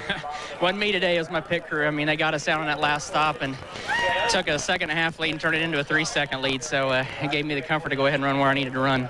Well, Tony, you've had some laps on this racetrack. Did that come into play? Did that help? You looked like you were good right from the get-go. Sure didn't hurt anything. I mean, I've run so many cars here. I know every ounce of this racetrack as far as, whatever the car's doing, how to make it change its handling. So, we had a really good car today, and it wasn't off very far, and we just got to enjoy the ride today. Now, we heard some of the conversation that you were having with Greg on the radio there, and you seemed to be in a pretty good mood all day long. You kind of knew you had the car to do the job, didn't you? Yeah, we've needed to get in a good mood again. We've had a rough last 3 races, so... I was in a good mood all weekend. I mean, this is just one of those places that's magic to me, and for some reason we just always run good here. Second victory of the year, starting this year, your rookie season in NASCAR Winston Cup competition. Did you ever think that you would visit victory lane twice? Shoot, I didn't think I'd show up once, let alone twice. So it's just a great honor. I mean, Joe Gibbs Racing and everybody at Home Depot and Rigid and Husky and, the Goodyear tires were very, very consistent all day today. And this is the man right here. Good job, man. And he's getting congratulations from his crew chief, Greg Zippadelli. Now, one more thing, Tony. By our count, that moved you back into 4th place in the NASCAR Winston Cup point standings. Another awesome show for a guy in his rookie year. That's good. I got people calling me every week wanting me to kick Gordon's rear end, so I'm glad I can hold up my end of the deal finally. Okay, we're going to let him celebrate a little. He gives Greg a big hug there, and let's go to Ralph. Well, I'm standing by with Bobby Labonte, who came into this race. Now you're second in the point still and third in the race today. You really had to race hard at the end there to hold on. Tell me about those last few laps. Well, we made an adjustment on our Interstate Pontiac to get it better on a short run. We weren't quite that good there on a short run for a while, but we got better as it went. And then we made that adjustment. We caught past the 43 car, which he got 2 tires to pass Jeff Burton there at the end with about 10 to go. And I mean, it was just it was hard racing right there at the end. We knew we had 40 laps to go and didn't really care about anything after the checker flag. Wasn't trying to save anything. Now, Dale Jarrett looked like he was really going to have a bad day today, but he fought back into contention to gain a few points and not really lose a whole lot of ground to you. Tell me the mental mode as you end up going into Homestead with him finishing 6th today. Well, the way it was is that he had to finish, if he finished 43rd, we won, led the most laps for like 90-some-odd points behind. It really didn't matter because I didn't know if I could lead all the laps, and I knew he wasn't going to finish last. So we had a good run for our Interstate Pontiac, and, I guess we just get to go to Homestead and say, well, we got a mathematical chance, but it's pretty much over. So, but, hey, we had a great run today. That's the key. We don't usually run good here. Mathematical chances. Still a chance, Eli. It is, but right now the word is that Jarrett needs to finish only 31st or better in the remaining 2 races, regardless of what Bobby Labonte does. There you see some of the magnificent countryside that surrounds Phoenix International Raceway. Back with much more right after this. This place reminds me of a guy I knew named Julius. Another Darrell Waltrip story. No, really. This guy, he was in the junkyard one day, kicking around, and he found a rocket booster. So he says, I'm going to set myself a land speed record. So he got that thing up to speed. He hit the switch. He took off into outer space. So whatever happened to him? He came down. Welcome back, everybody. You see so many families here at Phoenix International Raceway, and parents, when your kids are going out, don't be afraid to ask them where they're going and what they'll be doing. Get to know your kids, their friends, and the parents of your children's friends. The more familiar you are with your kids' surroundings, the easier it is for you to notice if something is wrong. Parents, the anti-drug. Just bring your kids to the racetrack. Always a good way to keep an eye on them and have a great time together. Tony Stewart wins. Mark Martin comes home 2nd. Bobby Labonte 3rd. Jeff Burton comes home an impressive 4th. Glenn? Yeah, he came from ways back too there. Boy, you had a great run early on. Looked like the car was pretty good, but right at the end of the race, looked like it went away a little bit on you, Jeff. Well, we weren't very good on long runs, and then we would have been real good on that last long run. It was way too tight at the end, but that would have paid off later on. But of course, it was a short run. We just never quite got our adjustments right. But I want to say our thoughts are with the Parrott family today. That's more important than this racing. Buddy lost his mother this week, and we really missed him this week. He's a big part of this race team, and we're thinking about that whole family. That's more important than this stuff. Jeff, this racetrack seems to, you can have a hold on it, and it seems like all at once, it just really goes away. What is it about this place? I don't know. My Busch car, I had the fastest car here all week in the Busch car. We started that race yesterday, and we weren't even close to being the fastest car. And then today, we just never quite got the thing where we needed. We started out pretty decent, but on that first long run, it got real loose. But I'm not about to start complaining. It's hard to run up front in these races, and if you're not close to perfect, you can't do it. Well, I got to give you credit. You just came out of a 500-kilometer race, and you look like you've been out playing an afternoon round of golf. Well, if you ever saw me play golf, you'd understand why this is easier than playing golf. Okay, Jeff Burton, great top 5 run today. It was a super run for him. As you see the main grandstands here at Phoenix International Raceway and the blue skies overhead. Another record crowd. They keep adding seats and adding seats. There you see the Estrella Mountains that ring this racetrack. We're about, 20 miles or so outside of downtown Phoenix. The Bass Pro Shops having their hot air balloon on hand. It's always a festive atmosphere wherever the NASCAR Winston Cup Series goes racing. Let's check out the full field rundown, and that will clinch the manufacturer's title for Ford, because Chevy doesn't come home until way back down there in 9th spot. So Ford, by our calculations, will win the manufacturer's title for 1999. Chad Little finished in 16th, guys, but he had himself a good day. David Green in 12th. Yeah, he did have, Chad Little had a great run today. A bunch of these guys ran very, very well. The only problem was Tony Stewart was running great. Yeah, indeed so. Jeffrey Bodine had to settle for 22nd. Unfortunate as well, as he was running early. He was right up there in the top couple or three. Yeah, they knew he was here, and I'll tell you what, that team is looking better and better. It seems with each race, they just do better than they did the race before. They'll be a force next year. And the fellas who were in the garage, either when the day ended or for an extended stay, Jeremy Mayfield, Brett Bodine, and Derek Cope, the first retiree. See those cactus? They say for every arm you see on the cactus, it's 100 years worth of age. That's an old cactus sitting right there. Boy, he's a fountain of just knowledge. I'm telling you, who told you that? I don't know. Some old guy who was here when they planted it. Steve is with John Andretti downstairs. And Eli, John Andretti, tell us about your day. You started from the pole, finished 8th.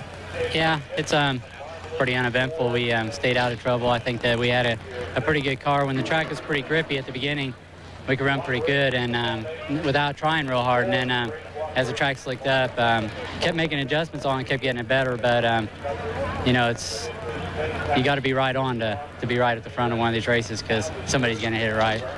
Well, we know it was an emotional weekend for you, losing your grandfather. You proved you and your family are true racers. Well, thanks. And, yeah, it's been tough, but fortunately I made it through it. Thank you. John Andretti had himself a very emotional week, indeed so, and our condolences to Mario and everybody in the Andretti family. Inside the production truck as we wind things up here in Phoenix. These are Cobalt tools, the finest mechanics tools you can buy in any store. They've got contoured handles for a better grip, and the K-drive that grabs fasteners on the sides, not the corners, which means more torque, less rounding, and less slippage. So Cobalt tools can...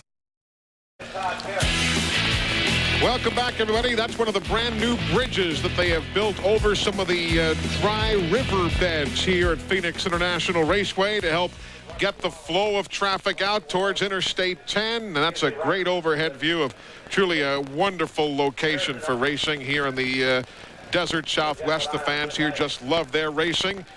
Glenn Jarrett's downstairs. He's got Jeff Gordon, who came home in 10th spot. Glenn? Yeah, and it was a pretty thrilling battle there right at the end, Jeff, but I know it wasn't for the position you wanted.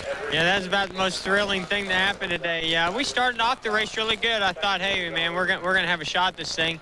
And car, went away from me there on the long run, and the track just kept getting tighter and tighter. My car did. It just kept getting tighter and tighter. It sounded like some other guys started loose and got better, and we just couldn't get it freed up. I mean, we did everything in the world to try to free it up, and it just didn't happen. So at least I got to battle with somebody there at the end, and who better to battle with than Dale Earnhardt in the last lap, got us a top 10. A question for you. You won the NASCAR Busch Series race yesterday, but happy hour was before the Busch race. Did that play into a lot of guys being off a little bit today? Well, no, I don't know. I thought that we practiced at a time that, we would have been starting the race, but it is a little bit different when you get more rubber on the racetrack after that Busch race. You learn a little bit more, but it just goes to show you that Busch race doesn't show you a whole lot. Okay, Jeff Gordon is waiting to catch a helicopter, and we're not going to stand in his way. All right, guys, thank you very much downstairs on the pit lane in the garage area. Here at Phoenix International, remember 1997, Dale Jarrett came from nearly a lap down, passing the entire field into the green flag to claim his first victory here at Phoenix International Raceway. The win would leave Jarrett a shot at the championship in Atlanta. Well, now heading to Homestead in Atlanta, Jarrett's magic number is 31st or better. Steve? Well, Dale Jarrett's just gotten out of the car. Dale, I guess you did what you had to do, all things considered. Had a great race car. Just one of those things I've been talking about. You never know what'll happen, and sitting there leading the race, and car's in great shape, and have a flat tire, and you lose a lap, and then it's a struggle from there. So the guys did a fantastic job in the pits, gaining us some positions, and we had a good race car. Just car got a little tight there. Looks like it got a little cloudy and got a little tight at the end, but another top 10, so pretty good. Dale, I know racers always want to win races, but having just climbed out of the car, are you pleased with where you are at the end of this race? Yeah, definitely. I don't know. I guess Bobby gained a few points on us, but not too many. And we go to Homestead next week and do our job, and we finish in the top 10, and that should pretty much do it for us.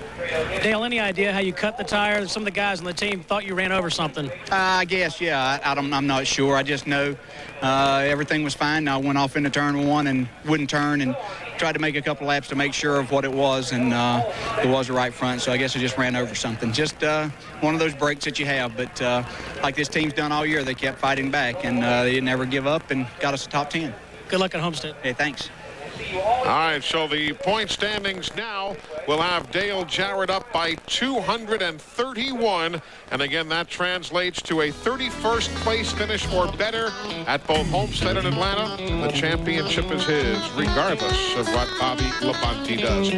Back in a moment. Welcome back, everybody, as the fans head towards the exits here at Phoenix International Raceway, having seen Tony Stewart win for the second time in his rookie season. Hey, listen, if you're a hardcore motorsports fan, then you're going to want to enter the TNN Motorsports Hardcore Heat Sweepstakes. You could be one of 50 first prize winners of the Sega Dreamcast TNN Motorsports Hardcore Heat game, or the grand prize winner of a Sega Dreamcast game console and a TNN Motorsports Hardcore Heat game. All you have to do to enter is get online, go to the internet, and just follow the official online entry form instructions available at country.com. Or you can send your name, your age, a complete address and phone number with the area code on a 5x7 postcard to that address. You see, TNN Motorsports Hardcore Heat Sweepstakes, TNN Station, P.O. Box 3582, Southbury, Connecticut 06488. Entries must be received by midnight Eastern Time on November the 21st of this year. And maybe you'll be a grand prize winner just in time for Christmas. Kyle Petty came home in 7th today, 4th time this year, Ralph, that guy's come home in 7th. Yeah, he's having a pretty good season, especially the back half here, Kyle. This car's really starting to come around pretty good, and seems like working with John Andretti, and you guys are both really stepping up to the plate. Where is this team now, and how strong is it as you head towards 2000? I think that's our big goal. I think there's been a lot of changes at Petty Enterprise this year. We've had major expansion with our building, with our equipment. And we said when we did it, when we made our press announcement, when we did our stuff, it was going to take time. It's beginning to pay off. I think our motors were exceptional out here, and that was big because the guys in the motor rooms have worked really, really hard. And Rick Mann and those guys is just beginning to pay off with our CNC stuff. So we're looking forward to next year. But you can have a better teammate than John Andretti and Robbie Loomis and Rick Mann and that crowd over there. They helped us. Doug made some great calls today, and we're able to come out with a top 10 finish, which is lucky. Hey, Glenn. Okay, thanks, Ralph. We've caught up with Robert Yates, and Robert, my question is, you're a couple steps closer to that first ever title. Are you nervous? Well, it's still, we still could lose this thing, but we didn't lose a lot. We came here, we're not stroking. I mean, we went to the front and stayed there until we cut a right front tire, and had an awesome car so we could get that lap back. Boy, we'd like to have put some points on the other side. Didn't work out, but we still had a great car, had a shot to win. 2 more shots to win this season, I guess the way we look at it. But it's tough. I mean, certainly starting this race was real edgy on just what engine, what combination we run, how risky can we be. I tell you, they changed valve springs on the airplane flying the engine out here, I believe, 2 or 3 times. And, of course, the 18 car changed engine last night with some of their parts. So that's what's going on. While we stand around and look like we're on vacation, we've got guys back at home working hard and running engine cycles of, I think we ran 3 or 4 races this week on some of our parts. Made a decision to come change the parts, Homestead test last week, we broke apart in 98 laps, so you had to jump on that. So it's not just one of these laid-back deals, do what you've been doing all year. Parts change. It seems like you can never get through a full season without something going wrong with some of your vendors and some of your engine parts. So a lot of behind-the-scenes work that the 18 and 20 and our team and certainly Roush that goes on. It's not just load the stuff up, put it in the truck and go racing. There's a lot behind the scenes.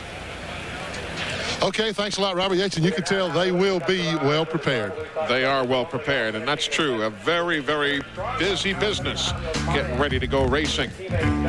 Back for a final thought or two from Phoenix right after this.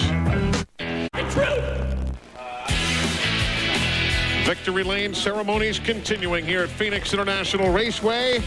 Tony Stewart picks up his second win of the 1999 season, and in the process moves up to 4th place in NASCAR Winston Cup Series points. When we come back, we'll put the cap on this season for TNN's coverage. The fans had a good day. Hope you did as well. Back with a final thought in just a moment.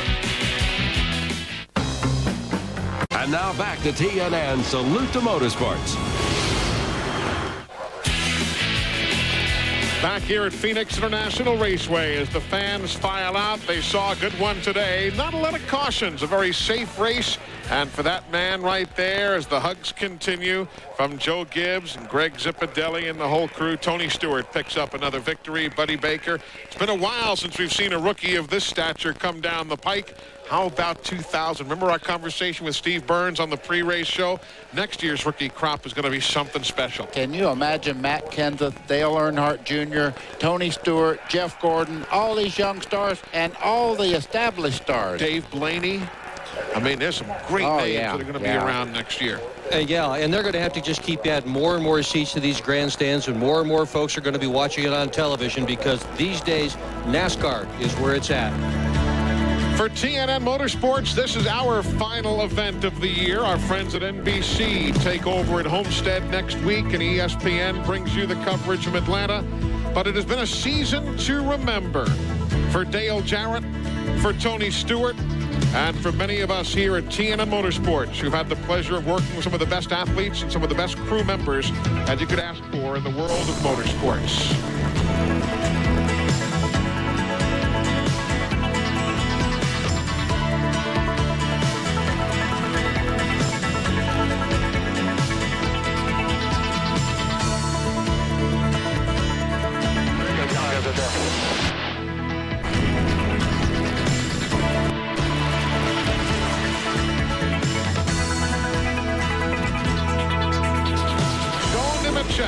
Is a first-time winner in NASCAR Winston Cup racing.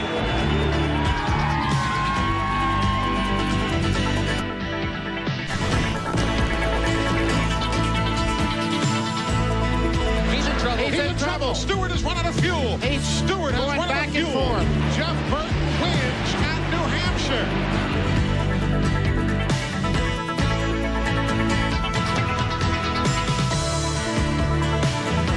Indeed, it has been a season to remember.